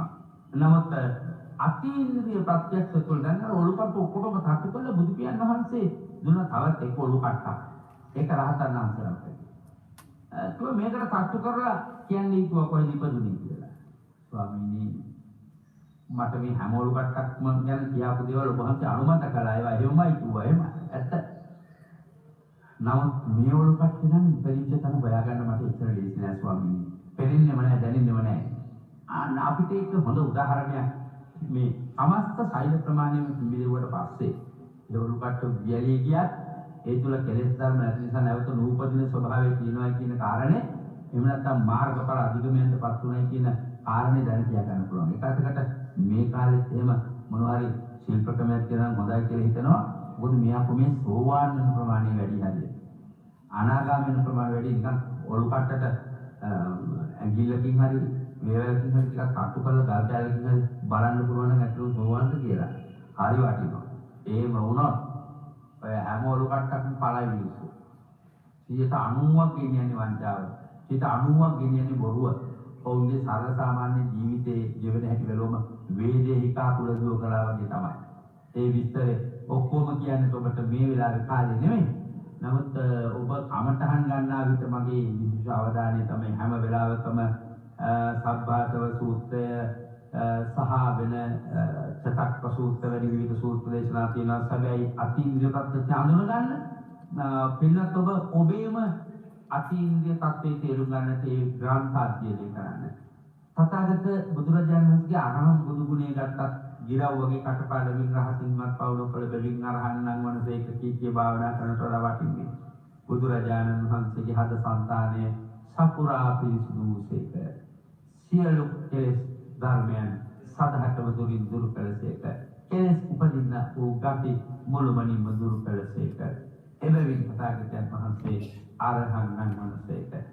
අවිද්‍යාව ප්‍රත්‍යයෙන් හටගන්නා සංකාරයෝ සංකාරයෙන් හටගන්නා විඥානයෝ විඥානයන් ප්‍රත්‍ය කොටගෙන හටගන්නා නාම රූපයෝ නාම රූපයන් ප්‍රත්‍ය කොටගෙන විශේෂ කොටගෙන මූලාධාර කොටගෙන සහාය කොටගෙන පාදක කොටගෙන හටගන්නා වූ ෂඩේන්ද්‍රයන් මෙන්න මේ ධර්මතාවන්ගෙන් මගේ බුදු පියාණන් වහන්සේ නිරෝධය දක්වදාලා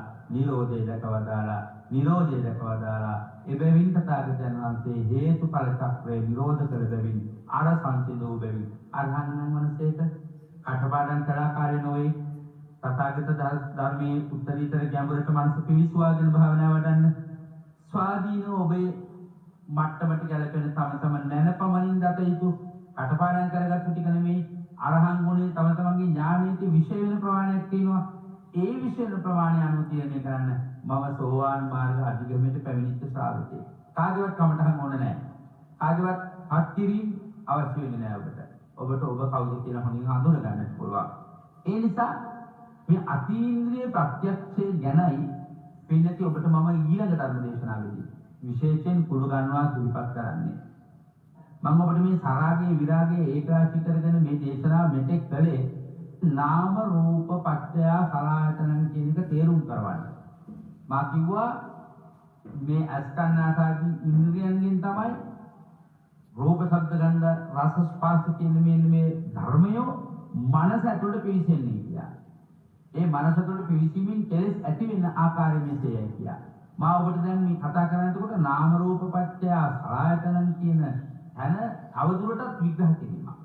මේ සලආයතනන් කියන ආයතන 6 දැන් ඔබට 18 ආකාරයකට තේරුම් ගන්නට මම පසුතලයේ සකස් කරලා තියෙනවා මේ වෙනකොට. කොහොමද? ඔබ ඇහැ කන නාසය දිව ශරීරයේ මනස කියන 6 ඔබ දන්නවා. අතන නාම රූප පත්‍ය සලආයතනන් කියන මතු පිටින් දැක්ක කෙනෙකුට පේන්නේ ඔය 6 විතරයි. නමුත් ඔබට මේ දේශනේ දෙවනි පියවරම දියත් කළා වර්ධනීය අවස්ථාවකට ගෙනාවා අධ්‍යාත්මික ඇස, අධ්‍යාත්මික කන, අධ්‍යාත්මික නහය, අධ්‍යාත්මික දිව, අධ්‍යාත්මික මනස. ඒකෙන් මම ගත්තා මනෝමය කය කියන වචනේ ඉස්පතු කරගත්ත ඔබට මතකයි. මනෝ කාය කියන එකක් මම ඔබට සිහිපත් කරා ඔබට මතකයි. ඊළඟට ඔබට මේ අරහතන් වහන්සේලාට පහළ වෙන්නා වූ අතීන්ද්‍රිය ස්වභාවය තුළ කොහොමද ජීවිතේ ලෞකික සිද්ධි දකින්න උනා. අන්න එතෙන් තමයි විරාගය කියන මට්ටමට හිතක්පත් වෙන්නේ. විරාගයට මුල හිත කලකිරීමයි. එහෙනම් කලකිරුනේ ඇයි? ඔබව විරාගී මට්ටමට ගෙනෙන්නට ඔබ විසින්ම පුහුණු කරන ලද්දා වූ මානසික බලපෑම නිසා. මග නවතිනු එපා. අපි මේ කලකිරීම ජීවිතයට අහන්න. ඇයි? විරාගය නම් වූ වාසනාවන්ත තත්ත්වේ තියෙන්නේ ඔය කලකිරීම මත. ඒක දකින්න අතීන්ද්‍රිය ප්‍රත්‍යක්ෂයක් ඕනේ. අතීන්ද්‍රිය ප්‍රත්‍යක්ෂයක් ඕනේ. ඔබට ලැබෙන මේ හැම සැපයක්ම කෙලවර වෙන්නේ අයිතින් කියලා දකින්නට අතීන්ද්‍රිය ප්‍රත්‍යක්ෂයේ කොනේකට කියන අතීන්ද්‍රිය මනස නොහොත් අතීන්ද්‍රිය මනසට කියන්නේ සිහිය කියලාවත් නුවණ කියලාවත් නෙමෙයි. ඒකට ගෝචර වෙන හැම දෙයක්ම හඳුන්වන්නේ ප්‍රඥාව නොහොත් ඥානය කියලා. ඥානය කියලා. අපි අතීන්ද්‍රිය ඥාන දර්ශනයෙන් සම්බන්ධව මාතු දේශනාවට එක් වෙමින් පින්නති ඔබ සමග මේ ගාම්භීර කර උපමාව කේන්ද්‍ර කරගන්න. මොන උපමාවද? නැවේ උපමාව මුල් කරගෙන නැවේ සුදුරු අතරින් ඇතුළට ගලා එන ජලය පදනම් කරගෙන කෙලෙස් ආදේශ කරගෙන කර දේශනාව. ලක්ෂ සංඛ්‍යාත කෝටි සංඛ්‍යාත ලංකාවාසී ලෝකවාසී මුළු හදින් මෙත් පාමුල හැඳින්මින් බුදුබණ ශ්‍රවණය කරන්නට සෑදූ සිත් ඇතුව සෑදූ කන් ඇතුව පින්වත් හැමදෙනාටම ශාන්ත නිවනට මේ පින්බර දම් දානය පාරමී දම් දානයක්ම වේවායි මෙත් හදින් සෙත් පතමු. වාසනාවන්ත ධර්මකාමී පින්වත්නි, දහමේ සෝභමානත්වයෙන් හද මන්දිරය සොබමන් කරගත් පින්නති ඔබ හැමදෙනාටම අදත් මේ සුපින්බර දායකත්වය සලසන පින්නතුල්ලා පිළිබඳව මම සමාරම්භයෙන් සිහිපත් කළා. අපේ සම්බුද්ධ ශාසනික චිරජීවනයේ හදවතින්ම ප්‍රාර්ථනා කරන දායක පිරිසක් හැටියට ඒ වගේම ශ්‍රී සුදර්ශන ධර්මනිකේතනයේ නම් වූ මා රැඳෙන මේ පුණ්‍ය භූමියට අචල ආදරයෙන් භක්තියකින් දායකත්වයේ සපයන දායක පින්නතුල්ලා බවට බොහෝමත් ආදරෙන් යුක්තව සිහිපත් කරමින් නැවතත් මා සිහිපත් කරනවා ගම්පහයි මුල්ගොඩ ඉහළයාගොඩ අංක 236 නිවසේ පදිංචි එම් චන්ද්‍රතිස්ස මහත්මයා, ශ්‍රියානි වනිගසේකර මහත්මිය, විමුක්ති සංජය හංසජිත් කාන්තික කියන ආදරණීය පුතුණවරුන් දෙපළ එම සදහවත් කුලවංශයේ සම්බුදු පිරිස ප්‍රාර්ථනා කරනු ලබන්නේ ශාසනික සේවාවට නිරත වන මට ඉක්මන් නිදුක් නිරෝගී සුවය හා දීර්ඝායුෂ ප්‍රාර්ථනා කිරීමයි. මේ මොහොතේදී මම විශේෂයෙන් අවධාරණයෙන් සිහිපත් කරන්නට ඕන පහුගිය දින කිහිපය තුළ මා කර්මක අසනීප තත්ත්වයෙන් පසුණු නිසා පැවිදි ගිහි බොහෝ දෙනා අපට හදපත්ෙන්ම ආශිර්වාද කිරීම කරන කොටගෙන අපට යම් කිසි දාපත් කර ගැනීමට ඒ අවස්ථාව හේතු බෝතුන් බව සිහිපත් කරමින් මේ ආශිර්වාදය එලෙසින්ම අපට නිදුක් නිරෝගී සුවය හා දීර්ඝායුෂ සඳහා ප්‍රාර්ථනා කරන ප්‍රාර්ථනාව එලෙසින් ඉෂ්ට වේවා කියලා ප්‍රාර්ථනා කරනවා. ඒ වගේම ශ්‍රියානි වනිගසේකර පින්වත් මහත්මිය සතිය නමින් අභාවයට පත්වුණු ආදරණීය පියතුමාණන් වහන්සේ වන චන්ද්‍රදාස වනිගසේකර මහත්මයාට පින් අනුමෝදන් කරන්නට විශේෂයෙන් මේ දායකත්වයේ තුලින් ඉපදුණු කුසල සම්පත්තිය ආයෝජනය කරන්නට බලාපොරොත්තු වෙනවා. ඒ වගේම අපේ චන්ද්‍රදාස මහත්මයාගේ ආදරණීය මව්පියන් කරනවා ජයමිස් අපුහාමි මහත්මයා සහ බේබි නෝනා මාතාව ඒ දෙපළට උතුම් වූ මෞපිය උපහාර වන්දනාවක් පුණ්‍යානුමෝදනා පූර්වක ගෞරවයක් වේවා කියන අදහස හිතේ දරාගෙන මේ මෞපියන් වහන්සේලාට පින්පෙත් අනුමෝදන් කිරීමත් තවත් අරමුණක් බවට පත් කරගෙන තිබෙනවා. ඊට සාතිරේකව අපේ චන්ද්‍රතිස්ස මහත්මයාගේ ශ්‍රේණිමන සේකර මහත්මියගේ තුපේ කුලවංශයේ සියලු සත්තුන් පරම්පරාවක ඥාතීන්ට පින්පෙත් පැවරීමත් උදාර අරමුණු අතරට එක් කරගෙන තිබෙනවා. එවැගේම හේමා කුලතුංග ආදරණීය මව්තුමියට නිදුක් නිරෝගී බව දීර්ඝායුෂ ප්‍රාර්ථනා කරනවා. හේමා කුලතුංග පින්වත් මෑණියන් සම්බුද්ධ ශාසනයේ බුදු පුතුන් වශයෙන් අපට ඉමහත් වූ ලෙන්ගතු භාවයකින් යුක්තව කටයුතු කරන නිරන්තරයෙන් අපට ආශිර්වාදාත්මක වන උතුම් අම්මා කෙනෙක්. ඒ නිසා ඒ උතුම් මෑණියන් වහන්සේට අපේ ආශිර්වාදයේ දීර්ඝායුෂ වෙනුවෙන් ප්‍රාර්ථනා කරනවා. ඒ වගේම මේ පූජා භූමියේ වැඩ සිටින සියලුම උතුම් මහා සංඝරුවනට ඒ වගේම පින්වත් මිහිඳු වහන්සේලාට ධර්ම අවබෝධය ප්‍රාර්ථනා කරමිනුයි අද දවසේ අපට සදහැසිත ඇති ශාසනයේ ආලෝකය අභිවෘද්ධිය ප්‍රාර්ථනා කරන දායක පින්තුන්ලාගේ අරමුණු වන්නේ. ඒ නිසා ඒ ප්‍රාර්ථනා ඒ අවිරින් සිද්ධ කරගන්නට මේ පුණ්‍ය ශක්තිය මහෝපකාරී වේවා. සම්බුදු පාමුල පාරමිතාවක්ම වේවා කියලා ආදරෙන් ප්‍රාර්ථනා කරනවා. විශේෂයෙන් විමුක්ති සංජය හංසජිත් කාන්තිපින දෙපතුන්ගේ ජීවිත ගමනේ සියලු යහපත් ප්‍රාර්ථනා ඉෂ්ට කරගන්නට සකල ලෝකයාගේ ආශිර්වාදය එම මව්පියන් සමගින්ම වේවා කියලා ප්‍රාර්ථනා කරනවා. ඔබ හැමත සම්මා සම්බුදු සරණයි. සම්මා සම්බුදු පිහිටයි. ආකාශත්තාක බුම්මට්ටා දේවා නාග මහිත්‍තිකා පුඤ්ඤන්තං අනුමෝදිत्वा චිරං රක්ඛන්තු සම්බුද්ධ ශාසනං චිරං රක්ඛන්තු සද්ධම්ම දේශනං චිරං රක්ඛන්තු බුද්ධ ශාසනං. ඔබ හැමත සම්මා සම්බුදු සරණයි. සම්මා සම්බුදු මෙතන පාමුල ධර්මානුශාසනාවයි නිමාවට පත්ුනේ. අපේ කෙටි විරාමයකට පසුව ධර්ම සාකච්ඡාව සමගින් සම්බන්ධ වෙනවා. අපේ පෝෂණීය කැටවල හේමාලෝක නායක හාමුදුරන් වහන්සේ නිදුක් වේවා නිරෝගී වේවා. උන්වහන්සේට ඇති රෝග පීඩාවන් දුරු වෙලා ඉක්මනින්ම උන්වහන්සේ තවත් යථා තත්ත්වයටපත් වෙලා සුපුරුදු විදියට තව වර්ෂ ගණනාවක් දශක ගණනාවක් මේ ලක්ධරණී තලයේ තුල ඔබ අපගේ සිත් සුවපත් කරමින් දහයන් අපට අනුශාසනා කරන්නට උන්වහන්සේට දිව්‍ය ශක්තිය යෝධ බලය යෝධ වීර්යය ලැබේවා. නිදුක් නිරෝගී දීර්ඝායුෂ වේවා. උතුම් වූ ධර්ම අවබෝධයම වේවායි කියලා බොහොම ගෞරවයෙන් ප්‍රාර්ථනා කරනවා. අපි විරාමයට යන්න කලින් අපේ ශ්‍රාවකයන්ට සිහිපත් කරමු. එළඹෙන 2021 වර්ෂය වෙනුවෙන් ඔබට ආශිර්වාද ගෙන්වීමේ අපේක්ෂාව පෙරදරි කරගෙන මෙතෙක් රේඩියෝව නෙල්ලිගල ජාත්‍යන්තර බෞද්ධ මධ්‍යස්ථානයේ සමග ඒ නිර්මාතෘන් වහන්සේ පූජනීය වතුරු කුඹුරේ ධම්මරතන හාමුදුරන් වහන්සේ සමග එකතුව සිදු කරන්නා වූ ආශිර්වාදාත්මක පින්කම් මාලාව එළඹෙන සෙනසුරාදා ඒ කියන්නේ දෙවෙනිදා සවස් 5ට ආරම්භ කරන්නට බලාපොරොත්තු වෙනවා. නෙල්ලිගල ජාත්‍යන්තර බෞද්ධ මධ්‍යස්ථානයේ සිට ඒ සන්ධ්‍යාවේ ඔබට ආශිර්වාද ගන්නවා සුදු කෙරෙනා වූ විශේෂ ආශිර්වාද පූජාව මෙතෙකදී පුණ්‍යසාර ස්වාමීන් වහන්සේ වැඩම වීමෙන් සිදු කරන ඉන්පසුව පූජනීය වල්පොළ ගෞතම ස්වාමීන් වහන්සේ විසින් පවත්වන ශාසනාව ජාත්‍යන්තර භූමියේ සිට අපි ඔබට සමීප කරවන්නට බලාපොරොත්තු වෙනවා. ඉන්පසු රාත්‍රී 8 සිට 9 දක්වා ආශිර්වාද ගෙතිල් පහන් පූජාව පූජනීය ගණේකන්දේ චන්දරතන ස්වාමීන් වහන්සේ විසින් සිදු කරන්නේ. රාත්‍රී 9ට අපි සර්වදාත්‍රික පරිත්‍රාණ ධම්මදේශන ආරම්භ කරන්නට බලාපොරොත්තු වෙනවා. ඒ නෙල්ලිගල සුදම් සභා මණ්ඩපයේ සිට ධර්මශාලාවේ සිට එය රාත්‍රී 5 සජීවී ලෙසින් FM රේඩියෝ සෙවිකාශය කරමින් සමස්ත ශ්‍රී ලාංකිකයන්ටම මේ එළඹෙන 2021 වර්ෂයේදී ආශිර්වාද කිරීම උදෙසායි මේ පින්කම සිදු කරනු ලබන්නේ. එන අපි ඔබට ආරාධනා කරනවා සෞඛ්‍ය ආරක්ෂිත ක්‍රමවේදයන් අනුගමනය කරමින් පුළුවන් අය නෙල්ලිගල ජාත්‍යන්තර බෞද්ධ මධ්‍යස්ථාන භූමියට ඒකරාශී වෙන්න මේ මහා පින්කමට අපත් සමගත් කරන්නගෙන ඔබට ජීවිතයට ආශිර්වාද ලබා ගන්න කියලා ඒ ගෞරවනීය අරමුණක් සිදු කරමින් අපි කෙටි විරාමයක් ලබාගෙන ඉන්පසු තවතත් මෙතෙක් පාමුල ධර්ම සාකච්ඡාව සමගින් සම්බන්ධ වෙමු. අපි මේ අවස්ථාවක් කරගන්න නිසා විශේෂයෙන්ම අපි දැන් ලංකාවේ බොහෝ පිරිසක් මෙතෙක් පාමුල වැඩසටහන ශ්‍රවණය කරනවා. අපි හඳුනන්නේ මේ වතාවේ ජන ප්‍රසාදය මත මෙතෙක් පාමුලේ බොහෝ වර්ධනයක් පෙන්වන්න කරලා තිබෙනවා. ජනතාවගේ ආකර්ෂණයක් හිමි වෙලා තිබෙන නිසා මම හිතන්නේ තවදුරටත් එය වැඩි වර්ධනය වේවි.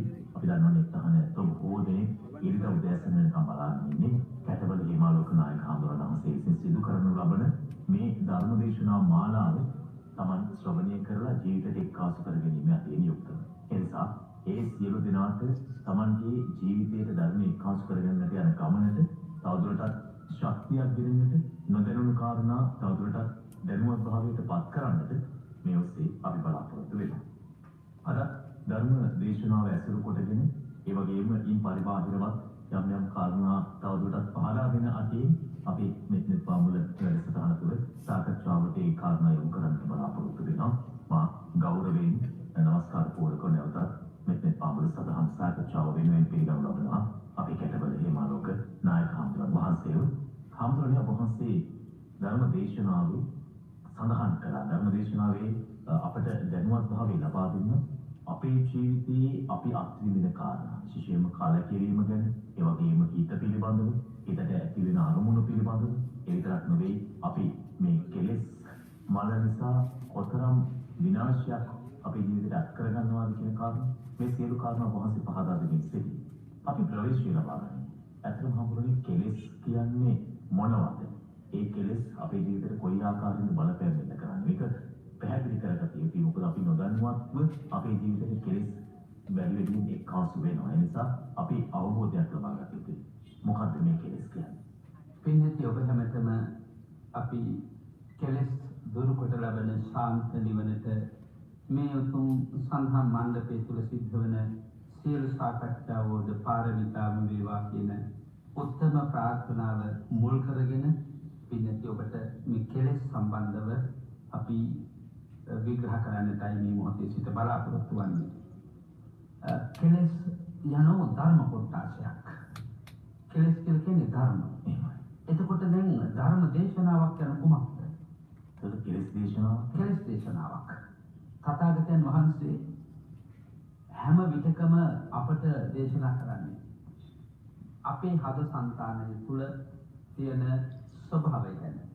අපේ හදවතේ තියෙන සාමාන්‍ය ස්වභාවය තමයි කෙලෙස් වපුරවා තිබෙන වපුරවා ගත්තා වූ කෙලෙස් නැත්නම් වපුරන ගත්තා වූ කෙලෙස් වල අවශ්‍ය ඵලය ඊට සමාන්තරව නෙලා ගන්නා ප්‍රතික්‍රියාත්මක ශක්තිය නිසා තමයි මේ සිත කෙනෙක් හැදිලා තියෙන්නේ.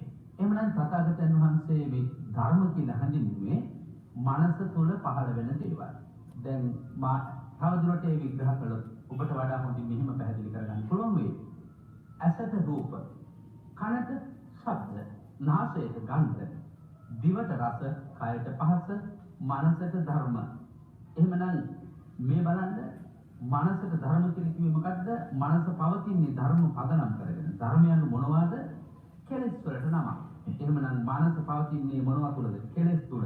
එහෙමනම් තථාගතයන් වහන්සේ මනෝ කුබ්බංගම ධම්මා හැම දෙයකටම ප්‍රමුඛ වන්නේ කුමක්ද? මනසට ප්‍රමුඛ වන ධර්මයි. මොනවද එන ධර්ම කිව්වේ? කෙලෙස් නම් තථාගතයන් වහන්සේ නමක් පහළවන්නේ සසර පුරාවට සත්වය ඇතබැඳ තබා ගත්තා වූ කෙලෙස් නොහොත් සංයෝජන මනසින් දුරස් කිරීමට අවශ්‍ය කරන උපාය මාර්ග කියා දීම සඳහා. එතන තමයි නිවන තියෙන්නේ. මම මෙහෙම කිව්වොත් කෙලෙස් වලින් වැසුණු ඉබේ මේ සිත තුල නිවන තිබේ සිත රැඳුනොත් දහම් ගැබේ ඒ මොහොතේම නිවන් ලැබේ. කෙලෙස් වලින් වැසුණු ඉබේ මේ සිත තුල නිවන තිබේ. එහෙනම් නිවන වසා සිටින්නේ කවුද? කෙලෙස් වලින්. එහෙමනම් බුදු කෙනෙකු පහළවන්නේ ඇයි? කෙලෙස් කපා හරින මඟ කියලා දෙන්නේ. කොහොමද කෙලෙස් කපා හරින මඟ? කෙලෙස් කපා හරින මඟ හොයන්නට නම් ධර්මයේ ගැඹුරට යන්න. අපි හඳුනන්නේ දැන් කෙලෙස් වලින් දුරු වුණ සැනදී ධර්මය අවබෝධ වෙනවද? පැහැදිලිවම ධර්මය අවබෝධ වෙනවා කියලා කියන කාරණේ තුල මෙන්න මේක තමයි ගන්න තුමන කරන්නේ. නිවන මතුණා කියලා කියන්නේ යලි කෙලෙස් ඉතිරි නැහැ කියන එකයි. හැම කෙනෙකුටම එක හා සමානව ධර්මය අවබෝධ වෙන්නේ නැහැ.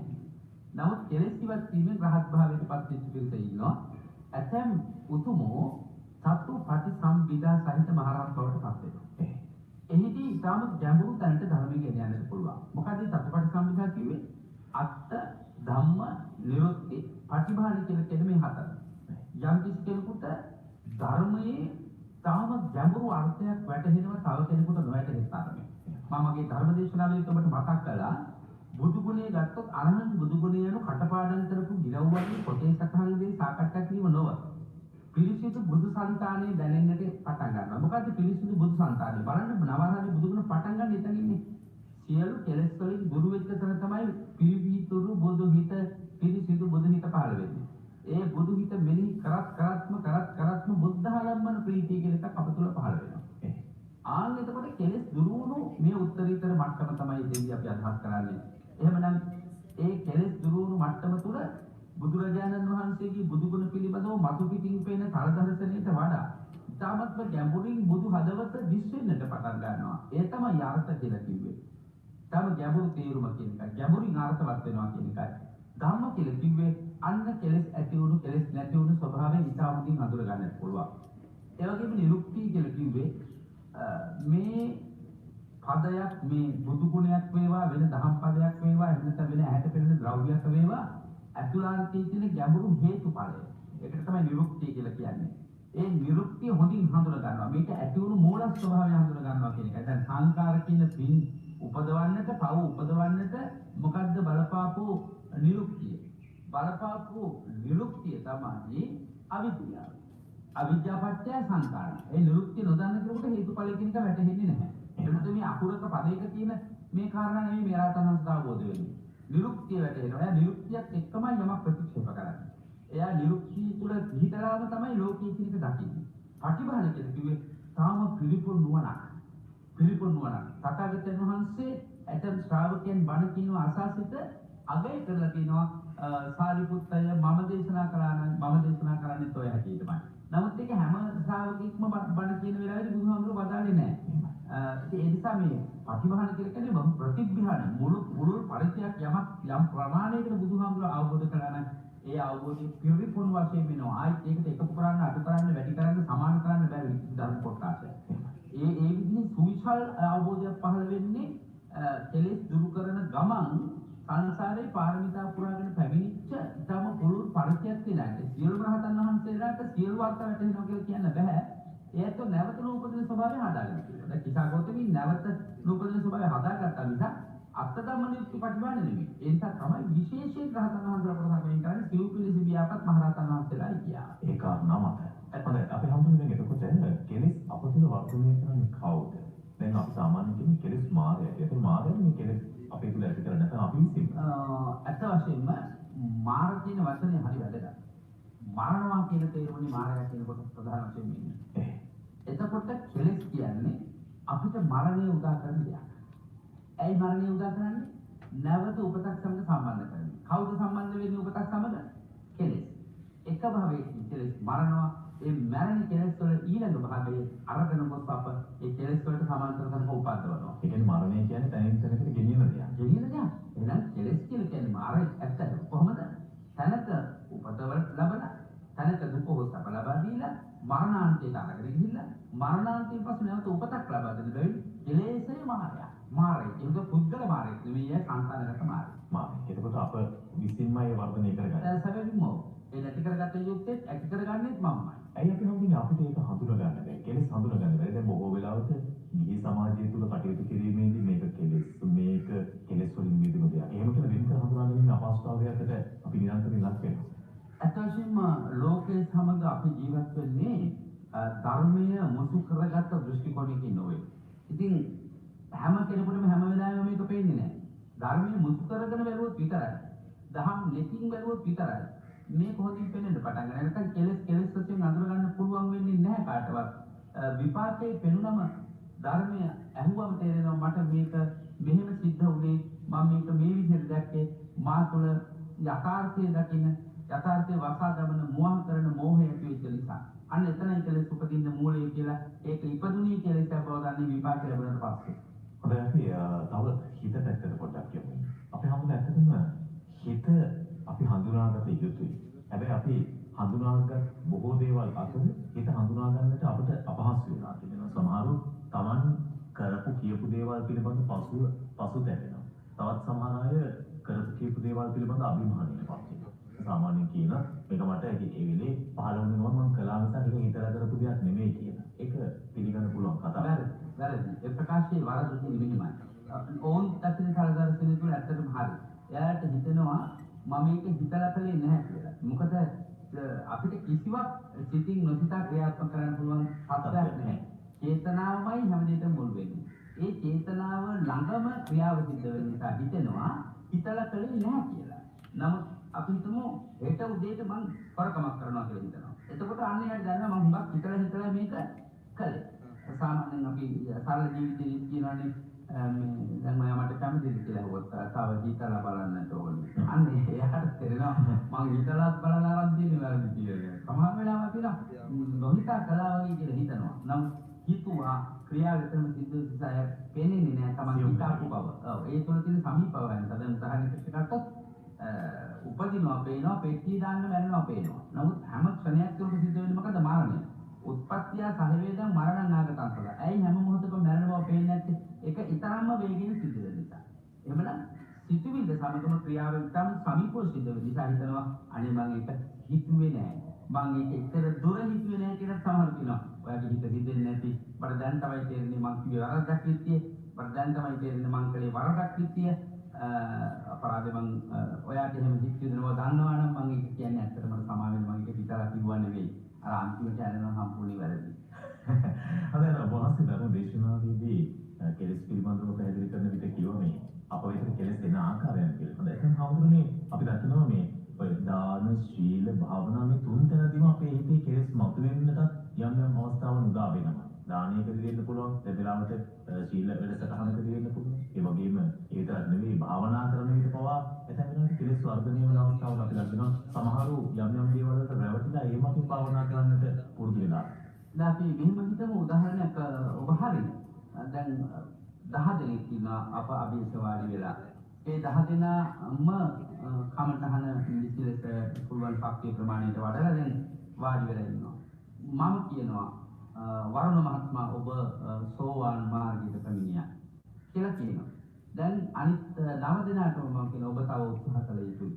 ඔබ තව උත්සාහ කළ යුතුයි. දැන් භයානක මුත්‍රා ලැබිලා තියෙන්නේ වරුණ මහත්මයාගේ ඔබට. ඇයි එහෙම කියන පුතේ? ඔබ තුල අහංකාරකමක් එන්න පුළුවනි අත්ුක්කසන පරවම්බන කියලා කෙලෙසයක්. ඒකේ අදහස තමයි අනිත් අය දුර්වලයි මම තමයි දැන් මාර්ගඵල වාපේ කියන. ඉතින් මං අනිත් අයත් එක්ක වාඩි වෙන්න හොඳ නැහැ. මං ටික පොඩි උසපුටුවක වාඩි වෙන්න ඕන. උසපුටුව හොයන්නේ මෙහෙම જાති මිනිස්සු. පන්සල්වලක් ඉන්නේ මම ටික වැදගත් ආල දෙන්නේ. සමහර පන්සලුත් වර්ග කරගත්ත මිනිස්සු ඉන්නවනේ සමාජයේ. මේ කරන්නේ කියලා පව උපදවා ගන්න අය මේක අහවල් පන්සල් ගන්නේ අහවල් කුලයේ අය විතරයි. අහවල් නිකායේ බහන වෙන්නේ අහවල් කුලයේ අය විතරයි. දාන කියන්නේ මේ අය විතරයි. දාන දෙන්නේ මේ අය විතරයි. ඔය විදිහේ කල්පනාවල එනකොට දැන් මොකදනේ පින අස්සෙම කෙලෙස් ඉපදිලා මාන්නිකුත් ඇති වෙලා. අත්ුක්කසන පරවමන කියන්නේ මහා භයානකම එකක්. Taman උසස් කොට අනුන් පහත් කොට සලකන ස්වභාවය අර පින් පොළේම පහළ වෙන්නට පුළුවන්. දැන් ඔය තාම භයානක තත්ත්වය තමයි මේ කාන්තාවන් පැවිදි වෙලා ඉන්නේ. මේ මිහින් ශාසනය හයි වික්ෂුණී ශාසනය ගැන මේ දවස්වල ලොකු ගැටයක්. වික්ෂුණීන් වඩින්නේ නැහැ. මෙහෙණින් යන දානෙට මෙහෙණින් වඩින්නේ නැහැ. වික්ෂුණීන් යන දානෙට. මොකක්ද හම්බෙන්නේ දෙකේ වෙනස? මේ දැන් වික්ෂුණීන් කියන්නේ අර මහා ප්‍රජාපති ගෞතමීගේ පැවත බැලියා වූ මහරහත් මෙහෙණින් වහන්සේලා සදා සහ කල්යාණ පුතත්ජන වික්ෂුණීන් වහන්සේලා වැඩි කියන්නේ ඒ ශාසනයේ මුළුමනින් අන්තර්ධාන වුණා කියන ප්‍රකාශනයක් රාවයක් ලොකු තිබුණා. දැන් නැවත වාරයක් මේ වික්ෂුණී ශාසනය පිළිපවන්න පුළුවන් කියලා දැන් එක්කණ්ඩායමක් වික්ෂුණී බවට පත් වෙලා. එහෙම ව්‍යවස්ථාවක් තියෙන මොකක්ද තිබෙනවද හවුරුනේ? ව්‍යවස්ථාවක් තියෙන අෂ්ටකව ධර්ම ගැන යම් ප්‍රකාශනයක් ඉතිහාසයේ තියෙනවා. නමුත් මම නම් වික්ෂුණී ශාසනය අනුමත කරන කෙනෙක්. හේතුව මේ එක එක්කෙනාගේ එක එක්කෙනාට දෙන්න ඕන එකක් මේ මහානකම කියන එක මේ වික්ෂුණී භාවය හෝ මේ උපසම්පදාව හෝ කාගෙන්වත් කාටවත් දෙන්න ඕන එකක් කියන මම නම් පිළිගන්නේ නැහැ. ඒ කියන්නේ ගැහැණු පිළිම දෙපාර්ශ්වයෙන් මේකයි දෙයක්. පැහැදිලිව තියෙනවා. දැන් සමහරව කියනවා නේද මේ මම අහවලා මේ පොට්ටනිකාරේ එහෙම කියලා මේ මහානිත ආම්බුරුන්ට.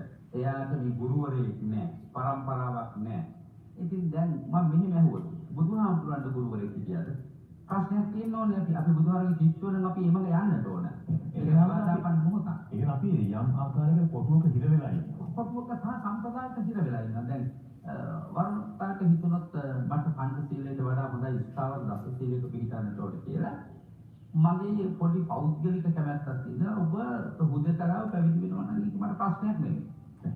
ඔබ වහන වෙන්නේ දාන වෙන දීමේ අරමුණින්වත් සංඝික දානට යන එකේ අරමුණින්වත් හාමුදුරුවොත් එක්ක එකට ගැළපීලා එක්කෙනා පස්සේ එක්කෙනා යනවත් නෙමෙයි. ඔබ වහන වෙන්නේ බුදුහාමුදුරන්ගේ ශාසනය නම්. ඔබ මේ ශිල්පද ටික පිළිගත්තා නම් ඔබට පැවිද්ද පිළිදනවද නැද්ද? පිළිදනවා. පිළිදනවා. මේ පැවිද්ද පිළිදන්නේ ගුරුවරයාගෙන් ගෝලයට දෙන එක මතද? පුතග්ජන භාවයෙන් ආර්ය මාර්ගයට යන්න හිතාගෙන ස්ථාවර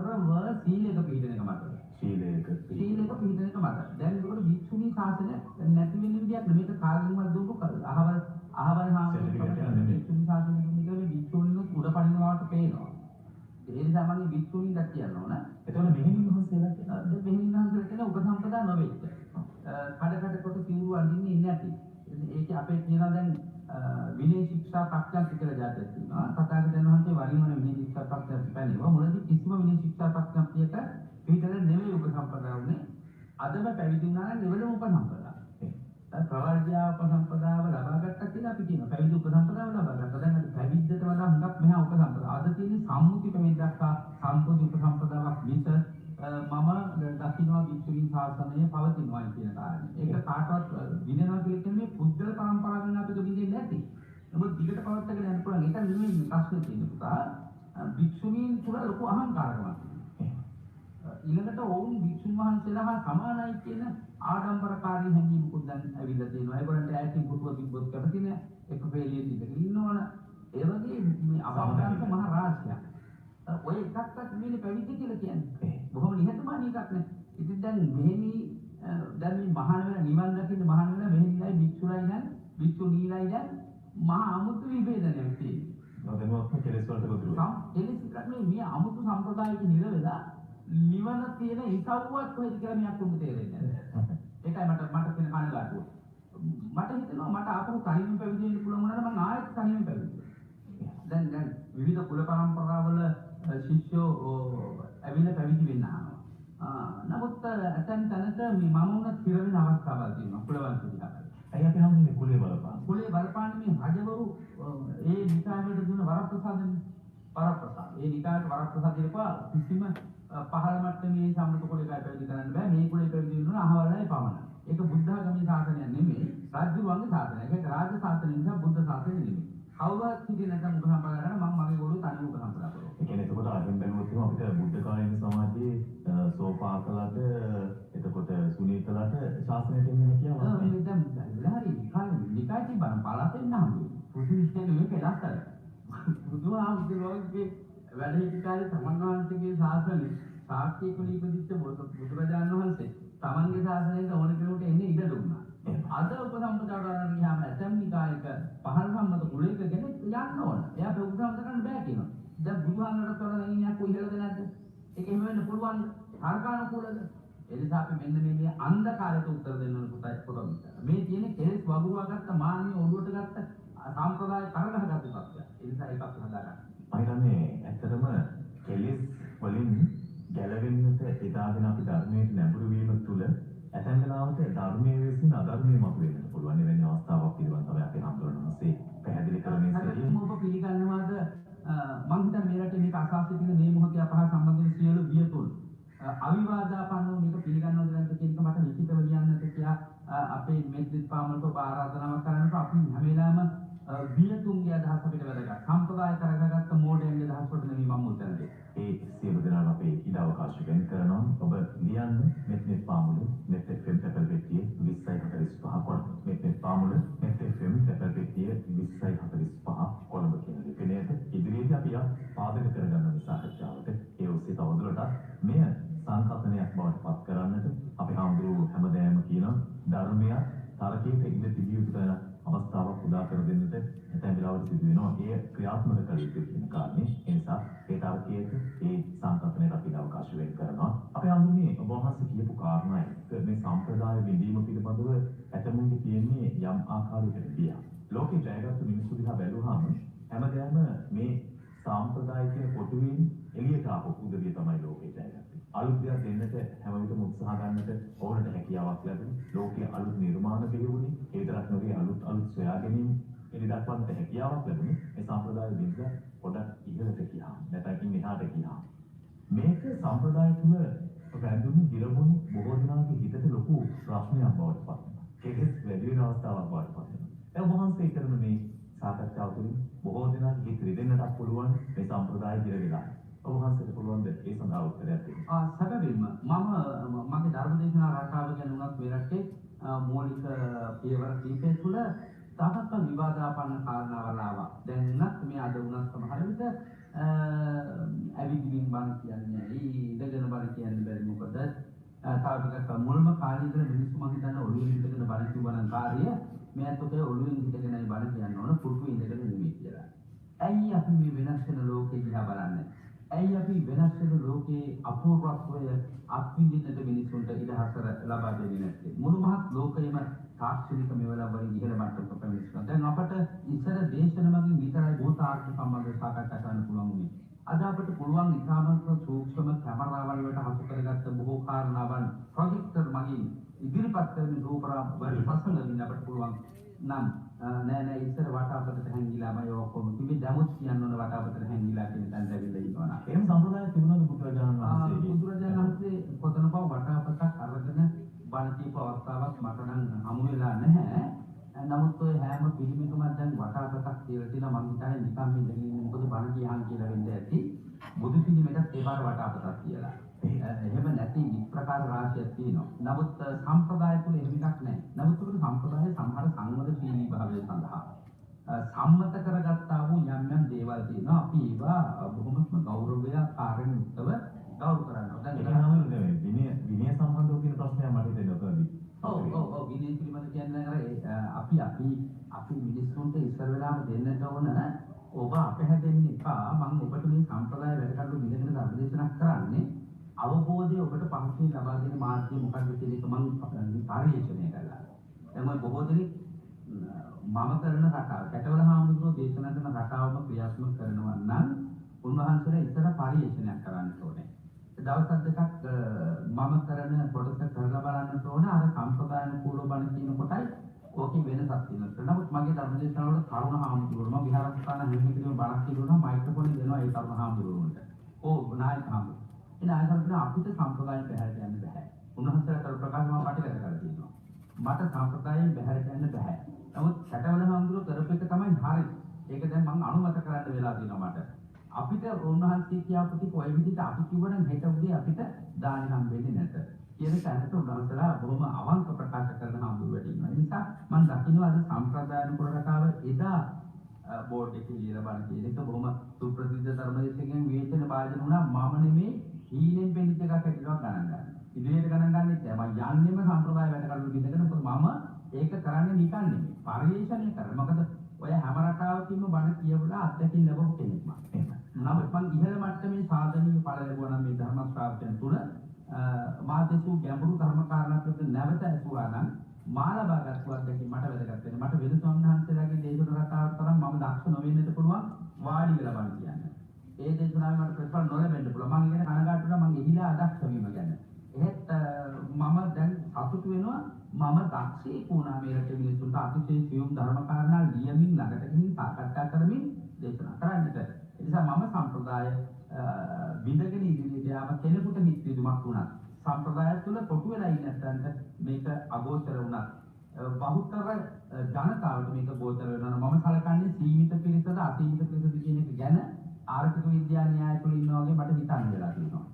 දැන් සාමාන්‍යයෙන් ධනවාදී අර්ථ ක්‍රමයක් තුළ යමක් නිෂ්පාදනය කරන්නේ කාටද වැඩිපුර නිෂ්පාදනය කරන්නේ? ලාභය කුමක්ද? කවුද මිලදී ගන්න කියන කාරණේ විතරයි බලන්නේ. ජනතාවට සිද්ධ වෙන මෙහෙවර කුමක්ද කියන එක නොව. නම් සමාජවාදී අර්ථ ක්‍රමයක් කරගෙන නෙමෙයි කාවිතින් කාට කෙසේ කුමක් නිෂ්පාදනය කරන්නේ කියන ආර්ථික සංකල්ප ටික නියෝජනය කරන්නේ බහුතර ජනතාව දිහා බලන. එහෙනම් බුදුහාමුදුරගේ දර්ශනයේ සමාජවාදී එකක් වෙනවා. ඒ නිසා මම හැම වෙලාවෙම බලනවා මේ සමාජවාදී කෝණය තුළ ඉඳගෙන සීමාසහිත පිළිසක නෙමෙයි මට වැදගත් වෙන්නේ. මට මේක සම්ප්‍රදාය තුළ ඉන්න ඉහළ මට්ටමේ කියන බොහොම ගරුසාර නම්ුනාමයක් තියෙන පදවියක් තියෙන නැත්නම් සතුටු නොවන තරම් ප්‍රශ්නයක් නෑ. උතුරු සොළේ වෙලා කොතරම් අකටයුතුකම් කරන අය අපහැරෙනවා තමයි. කිසිම නතරවන්නම කිසිම කෙනෙකුගේ ප්‍රශ්න මම හැමදාම කියන්නේ කිසි කෙනෙක් මාකට පහදින්න එපා. මාව නොව අවබෝධ කරගත යුත්තේ මා දෙසන ධර්මය. එය මගේ ධර්මය නොව තථාගත ධර්මයෙන් කියා මැන බලා ඒ තථාගත ධර්මය නොවේ නම් ප්‍රතික්ෂේප කළ හැකියි. අපි හමුනේ අප වහන්සේසේම මේ සමාජයේ ධර්මයේ පිළිබඳව නිසදුතු අදහස් බින්දන කඩතුරාවෙන් එළියට ආපු අපේ අතිගෞරවනීය ගම්පොළවිල සෝම ස්වාමීන් වහන්සේගේ දෙසැම්බර් මාසයේ 12 වෙනිදා තමයි ගුණානුස්මරණය කළේ.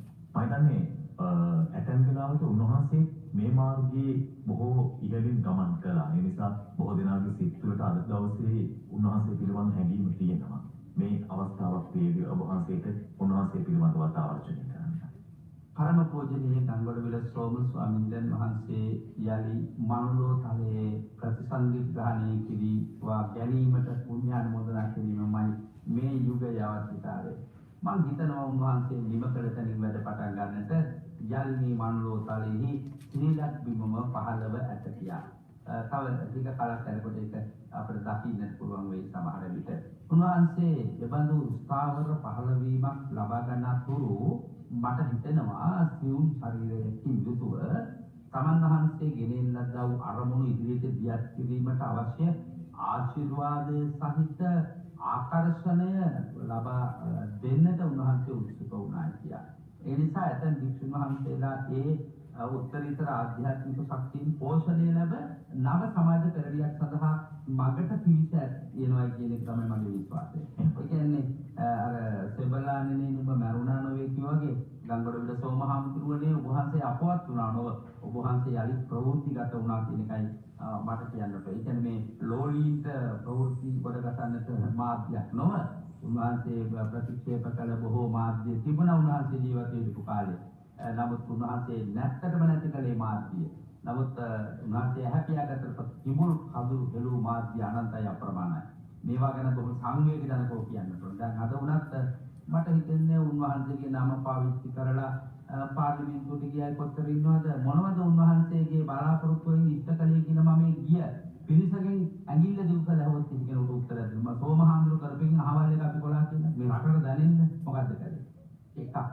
අනිත් එක මම ඔය සම්බන්ධව තවත් කවුරුත් කියන්නට කැමති මේ තථාගත ශාසනය අපි පිළිනුගත්තත් මේ විෂ්ණු දෙවියෝ මේ ශාසනය බාරකාරයයි කියලා කතා කරනවා. සසුන් සුරකින්න ශාසන බාර දරන්නා වූ බාරකාරීත්වයේ මන්දිර තිබුණා.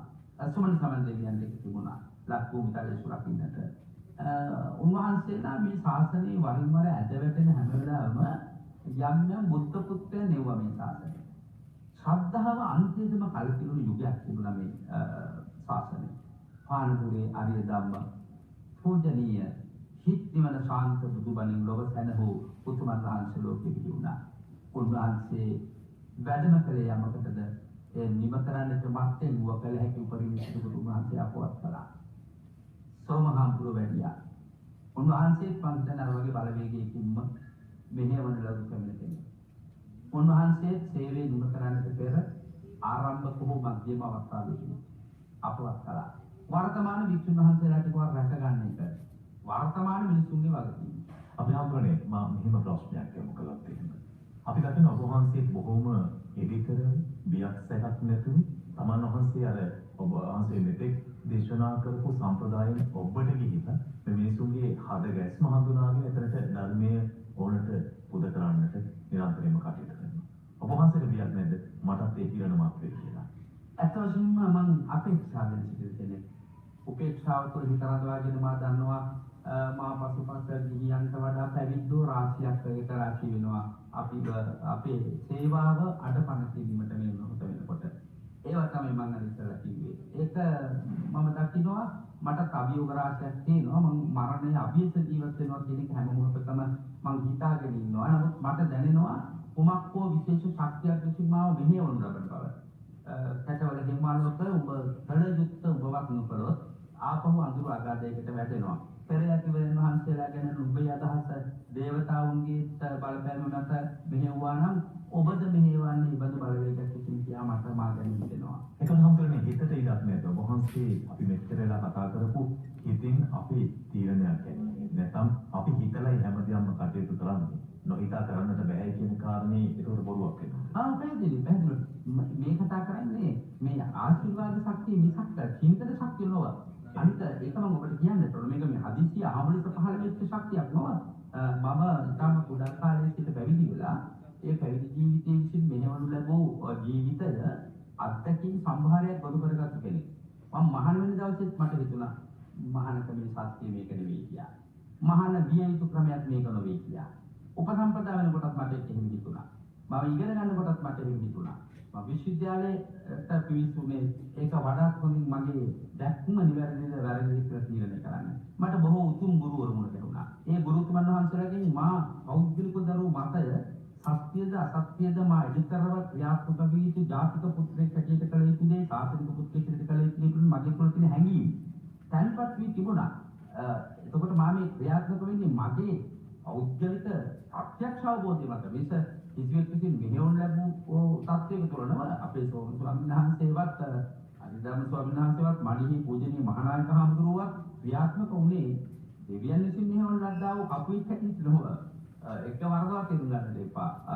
මේ අපේ ශක්තිය මේ ගෙනියන්නේ. දෙවියෝ අපව වරක බලා ගන්නවා ආශිර්වාද කරනවා. ඔබ මෙසේ කළ යුතුයි කියා අපව මෙහෙයවීමක් යම් කිසි ආකාරයකට කරනවා. ඒ කියන්නේ මාර්ගය අපිට පැහැදිලි කරලා දෙනවා. අපි ආ යුතුයි මේ මාර්ගයේ සියලු බාධක කම්කටොළු වෙන සමහරවිට පෞද්ගලික යන පාරේ කිව්ව මට කියනවා ඔබ මේ පාරෙන් යන්න එපා. ඔබට අනුසුද්ධායක ස්වභාවයක් වෙන්න පුළුවන්. ඒක මගේ අවබෝධයෙන් නෙවෙයි මම ඒක කරන්නේ. මට යම් කිසි මඟ පෙන්වීමක් කරන්න බව මම දන්නවා. ධර්ම දේශනාවක් කරගෙන යනකොට ඔබ දැන් මේ පැත්තට අවධානය යොමු කොට දේශනාවක් කළොත් හොඳයි මට යෝජනා කරනවා කියලා මට හිතෙනවා. මට හිතෙන්නේ ප්‍රේම තමයි අපි හම්බෙන්නේ. මොකද වහන්සේ සමග දැන් අපි මේ දීර්ඝ කාලයක් මේ කටයුතු කරන විට ඔබ වහන්සේ කලින් සූදානම් වෙලා ඒ කටයුත්ත වෙනුවෙන්ම යොමු වෙලා සිටලා අවසන් මොහොතේ සම්පූර්ණ වෙනස් වූ ආකාරය ධර්ම දේශනාවක් සිදු කරන්නේ. ඇතැම් වෙලාවට අපි ධර්මයේ දේශනාවක් පසුව ධර්ම සාකච්ඡාව තුළ මේ වගේ උත්තරයක් ලැබෙන්නේ අපේක්ෂාවෙන් ඉදිරිපත් වෙන ප්‍රශ්නෙට ඔබ වහන්සේ එහෙම උත්තරයක් නෙමෙයි කවදාවත් ලබා ගන්න. ඔබට ගියේ අපි නොදකින්න සම්පූර්ණයෙන්ම වෙනස් වර්ගයේ පිළිතුරක් තමයි ඔබ වහන්සේ ලබා ගන්න. මම හිතන්නේ මෙයාට ඔබ වහන්සේ කියන කාරණාවලට හේතු සාධක වෙන්නේ නැහැ. මම හිතන්නේ මේක තමයි අපේ මතකයේ මේ විශ්වයේදී අපිට මම හිතන්නේ ලබා දෙන සහ සම්බන්ධතාවය. දැන් ඔබට දැනෙනවද ඔබ දැන් මගෙන් අහපු ප්‍රශ්නේ අනිත් පැත්තට මම ඔබෙන් අහනවා. ඔබ වහන්සේ කියන්නේ කොට හිතට මුල් තැන දෙන අවබෝධයෙන් කිව්මයි මේ දේශනාව විදිහට කියා. දැන් ඔබ මාදෙස බලාගෙන තමයි ඔබ මේ සුවහසක් කිව්වමැද්ද වුණත් මේ සාකච්ඡාව කරන්නේ. ඔබට දැනෙනවද මම කිසිදු පූර්ව සූදානමකින් තොරව ක්ෂණයකින් මට කිසියම් ක්ෂණික අවබෝධය වෙනවා මෙන්න මේ පරිහානි කරපත් මෙතන තියෙන මේ වගේ උත්තරයක් දෙන්න කියලා අපූර්ව බලපෑමක් පසුතලයෙන් සිද්ධ වෙනවා කියලා හිතනවා. මට හිතෙනවා අපේ හොඳ. විශේෂයෙන් අපි ඒක කියනවා සාමාන්‍යයෙන් ධර්ම දේශනා කරන දේශකයන් වහන්සේලා දැස් බැලුවාම බොහෝ වෙලාවට අඛණ්ඩව බලාගෙන යන රිද්මයක් හදාගන්න වහන්සේලා පෙළගස්සලා තිබෙන මේ කාරණාවෙන් පසු මේ කාරණාවට ඊටමත්ම වටිනා කාරණාවක් අතට පෙළගැස්වීම. හැබැයි ඔබ වහන්සේ ඉක්බිති නැත්නම් ඔබට කියන එසැනින් අපි කොහොමත්ම නොහිතන කාරණාවලට සේතු වෙන්නට ධර්මදේශනාව යොදා ගන්න. හැබැයි ඒ ගලා යන කිසිදු හානියක් සිදුවන්නේ නැහැ. මම හිතන්නේ ඔබ වහන්සේ කියන කාරණාවට එකඟ වන්නට ඒ ප්‍රධාන හේතුවක් වෙන්නේ මොකද ධර්මදේශනාවේ තේමාව කවදාවත් බිඳින්නේ නැතුව ඕනෑම කාරණාවක් ගලපලා ඒ තුල ගැප් කරන්නට ඔබ වහන්සේට ලොකු හැකියාවක් තියෙනවා. මම හිතන්නේ මේ විශ්වයෙන් ලැබුණු දායාදයෙන් කියලා මම විශ්වාස කරනවා. දැන් අපි ඇත්තට මේ සාකච්ඡාවේ මේ පස්සත් භාගයේ ආත්මාවලෝකනික විලාසයෙන් ඉදිරියට ගියා කියලා වෙලාවකට මට හිතෙනවා. ඒ වගේ ආකාරයක් වෙන්න පුළුවන් මේක අහගෙන ඉන්න ඇට ඔවුන්ගේ ආත්මාවලෝකනය ගැන විස්තර කරනවා කියලා ඒක එහෙම විය යුතුයි. ඒ ආකාරයට එනවා නම් මේ මගේ සාකච්ඡාව ශාස්ත්‍රීය හා සමාජගත එකක් වන්නේ. එකට පියාඹන්නේ එකාත්ේ වහන්නේ එකට රැඳෙන්නේ එකම වර්ගයේ පිරිස්. ඉතින් මම හිතන්නේ මනුෂ්‍යයන් අතර විවිධාකාරයේ හැඟීම් තිබෙන තුගේ සිටියක් එක හැඟීමකට මුල් තැන දෙමින් ඒ තැනට යොමු වෙන්නට ආධ්‍යාත්මික ශක්තියක් ගොඩනගන පිරිස් අනිවාර්යයෙන් එකට එක්කාසු වෙනවා. එවැනි අවස්ථාවක් මේ වගේ අවස්ථාවක උදා වෙලා තිබෙනවා කියලා මම විශ්වාස කරනවා. අපි හඳුන්නේ ඔබ වහන්සේ කියපු කාරණාවක් මම නැවතත් සේන්දු වෙන්නේ. ඔබ වහන්සේ කිව්වා අර කෙලෙස් පිළිබඳව කියන කාරණාවේදී අපි සම්ප්‍රදාය පොඩ්ඩක් බිඳින්න ඕන. මෙතන එහාට යන්න ඕන කියන කාරණේ. යම් කෙනෙක් කිව්වොත් එහෙම මේ අවුරුද්දේ අන්තිම 15ක පොහොය උදාවෙන්නේ. මම ගෙදර ඉඳලා සිල් ගන්නවා. මම පන්සලට යන්නේ නැහැ. එතකොට සම්ප්‍රදාය බිඳීමක්. ඒ නිවැරදි වෙන්න පුළුවන් එතකොට. මා කිව්ව මූලික පදනම දැන් මෙන්න මේකයි අපට ජීවිත කීපයක් තියෙනට ඕන මේ ජීවත් වෙනකොට මම හිතන්නේ ඒක මේ මිනිස්සු ටිකක් අර ඉහළ මට්ටමේ වචන වලින් කිව්වම හොඳයි. දැන් everyday life ඒ කියන්නේ අපිට දිනපතා දෛනික සමාජ දිනචර්යාව private life හැම කෙනෙකුටම තියෙන අතිශය පෞද්ගලික ජීවිතයක්. ධම්ම life ධර්මයට ගලපාගත යුතු ජීවිතයක්. සමහර ධම්ම life එක everyday life එකත් එක්ක මැච් වෙන්නේ නැති වෙන්න පුළුවන්.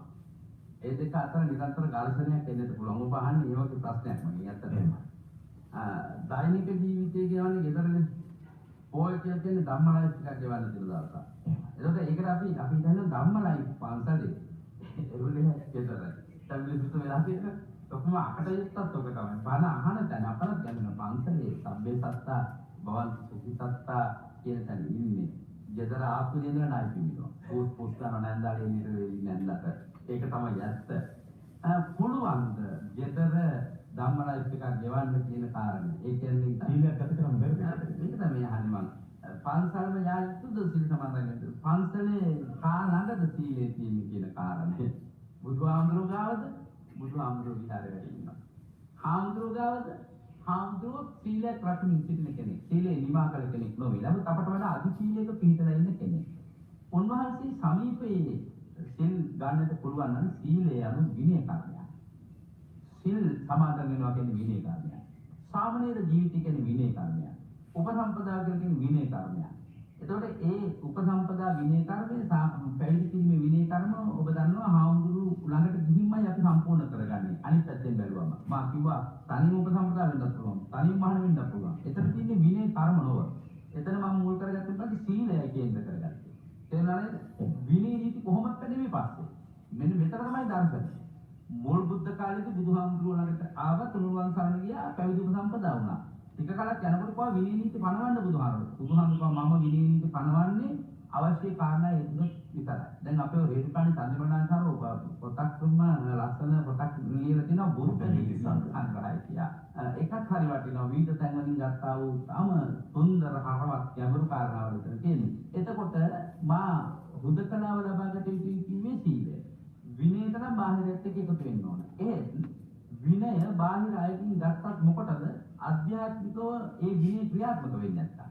එහෙනම් මේ විනයානුකූල ජීවිතයක් ගෘහස්ත ජීවිතය තුළ ගෙවන්න පුළුවන් නම් හිතින් සිල් සමාදන් වෙලා සිල් සමාදන් වූ කෙනෙකු පන්සලේ කරන ක්‍රියාකාරකම් ටික එලෙසින්ම ගෙදර කරන්න පුළුවන් නම් ස්ථානයේ නෙවෙයි වැදගත් වෙන්නේ සංකාණයයි. ඒ නිසා ගෙදර සිල් ගැනීම හොඳයි. පුළුවන් ද විනය කර්ම ටික රකින්න කියන කාරණේ ඊළඟට එන්නේ. පන්සලේදී අනුන්ගෙන් ආහාර දීලා ගන්න ඕන. ඇයි වික්කීති වික්කු. එදාට අනුන්ගෙන් සිඟමංගෙන්ද ජීවත් වෙන දවසක්. එතකොට කෝ ගෙදර තමන්ම උදේ උයාගෙන හැරිය ළඟට ගිහලා බෙදාගෙන අරගෙන ඇවිල්ලා වාඩි වෙනවනම් කෝ පිළිගන්නන්නද? මොකක්ද එන්නේ? තමාගේමයි මේවා කියන ආඩම්බරේනවා. අතින්දී අනුන්ගේ දේ මුක්ති විඳිනවා කියන හැඟීම එනවා. අනුන්ගේ දේ ලැබෙන්නේ ඇයි? බුදුහාමුදුරුවෝ නිසා. එහෙනම් අපි බුදුහාමුදුරන්ට ඇති ණය පිළිබඳව බයක් පහළ වෙන්න ඕනේ. ඒ බුදුන් සම්පතකදී පරිහරණය කරන මට ඒ සඳහා වූ පිළිවෙත් ගෙදරට පුරන්න පුළුවන් දෙයිද කියන ස්ථිරම පැහැදිලි තීරණය දෙන්න. බෑ ගෙවල් වලදී කරන්න. අපි හම් අවසන් ප්‍රශ්නේ තව විනාඩියක් එකක් තියෙනවා. අපි පන්සලට යනකොට ලොකු ආධ්‍යාත්මික වෙනසකට පුරු වෙනවා. දැන් අපි පන්සලට ඇතුළු වෙන තැනදීම හිතේ එක්කෙන වෙලා තිබුණු කලබලකාරීත්වය, සංයමයක් නැතිකම එහෙම පිටින්ම පහ වෙන අවස්ථාවක් උදා වෙනවා. මේක මොකක් හරි විශේෂත්වයක් තිබෙනවා පන්සල ඇතුළේ වෙනකොට. සැබවින්ම අප බාහිර වශයෙන් නිර්මාණය කොට තිබෙන නිර්මාණයන් ඒ කියන්නේ අපේ नेताගත ගැටෙන්නා වූ අරමුණු සවනකට වැදෙන්නා වූ අරමුණු ඇත්තටම ගෘහස්ත ජීවිතය හා අර්ධනාගරික හෝ නාගරික ග්‍රාම්‍ය ජන ජීවිත ගෙවන අයට තියෙන කලබලකාරී පරිසර රටාව නොවේ. දකින්නකොට අහස් කුස තිබෙන පොත්කරලි සහිත ස්තූපය පළවෙනිම අපව සංවර කරන්නට හේතුවක් වෙනවා. ඊළඟට බුදු කුටියේ තවත් දෙකකින් තවත් පැත්තකින් ශාන්ත ස්වරූපයෙන් වත පිළිවෙතේ නිරත වෙන ස්වාමීන් වහන්සේලා සංදේශකාරී ගැන කියනවා හෙරණසික කීති හෙරණෝ තැනින් තැන අන කැහෙන්නේ තැන් තැන් වල සාමනීරව හෙරණසික පාඩම් කරනවා පිරිත් පද ඇහෙනවා කෙනෙක් බුදුගුණ ගායනවා ඇහෙනවා කෙනෙක් බොරජානන් වහන්සේ වටා ප්‍රදක්ෂිනා කරනවා පෙන්නනවා ඊළඟට ධාතුන් වහන්සේලා වැඩි ඉන්නවා උන්වහන්සේලාගේ අමුතුම ආධ්‍යාත්මික සිසිලසක් බොරජානන් වහන්සේගේ අමුතුම ආධ්‍යාත්මික සිසිලසක් නිකුත් වෙනවා මනසක් අතිශයින්ම සංයමයට පත් කිරීම සඳහා බොරජානන් වහන්සේ උපනිෂ්ඨයි ඊළඟට සිසි සෝය විහිදුන අනන්ත දේව මණ්ඩලය රැස්වී වැඩ ඉන්නවා ඒ සියලු දෙනාගේම ඒක රාජීවමත් එක්ක මනස වෙනස් වෙනවා මිදුලට දාලා පවතින යම් කිසි රිද්මයකට රටාව ඒ සිල් සුවඳ දම් සුවඳ තැවරුණු පන්සල් ඇසුරේ ගත කරපු ජීවිත හිත නිවාගත් ජීවිත නැත්නම් යම් දෙයක් පිළිබඳව දෙවරක් කල්පනා කරලා තීරණ ගන්නට සංයමයක් ඇති වන ජීවිත. එවැනි ජීවිතයක් ඔබට ගොඩනගා ගන්නට මේ දහම් කාරණා පාදක වේවි. සියලු තැන්හිම ආධ්‍යාත්මික ගුණ වගාවන්ට ප්‍රමුඛතාවය ලැබෙනවා නම් Tamanගේ අතින් අහිතක් අන් අයට කාර්යයක් ගැටුමක් එහෙම නැත්නම් හිත රිදවීමක් ඇති නොවෙන්නට පුළුවන්. ඒ නිසා එවැනි තත්ත්වයක් උදා කර දෙන්නට මේ සියලු කාරණා තම තමගේ විසින් තමන්ට ගලපා ගන්නට හැකියාව ලබා ගන්න කියලා අපි ඔබට ආරාධනා කරනවා. මේ සත්‍යතාවේ දිගින් දිගටම එරිදා උදේ 8 ඉඳලා 10 දක්වා මේ දිහෝරාවක කාලේ ඒ සත්‍යතාවය තුළ ඔබව අපව තවදුරටත් ආමන්ත්‍රණය කරලා අපේ සිතේ තිබෙන පවිත්‍ර හැඟීම් අයින් කරලා යහපත් මාර්ගයකට ඔබව ගන්නට ආධ්‍යාත්මිකව මේ විශ්වයේ සමග බද්ධ වුණු ජීවිතයක් බවට අපේ ජීවිතපත් කරන්නට අපේ කැටබල හේමාලෝක නායක හඳුරන වහන්සේට ශක්තිය ධෛර්යය නිදුක් නිරෝගී භාවයේ සියලු සම්‍යක් දෘෂ්ටික දෙවි දේවතාවුන්ගේ ආශිර්වාදයේ නොමදව ලැබේවා කියලා අපි සාදුනාදදී ප්‍රාර්ථනා කරමු. ගෞතම සසුනේම සැනසෙන්නට නිවන් ලබන්නට මේ උතුම් කුසලයම හේතු වේවායි කියලා ප්‍රාර්ථනා කරමු. ඒ ප්‍රාර්ථනා පෙරදරි කරගෙන මෙතෙන් පාමුල සදහම් වැඩසටහනේ අදට සමගන්නවා. නැවතත් සුපුරුදු ලෙස ලබන ඉරු දිනේ පෙරවරු 8ට මෙලෙසින්ම ගැඹුරු වූත් අර්ථාන්විත වූත් ධර්ම සභා මණ්ඩපයක ධර්ම දේශනාවක ධර්ම සංකථනයක ආශිර්වාදයෙන් ඔබ ආමන්ත්‍රණය කිරීමේ අධිකරණය ඔබට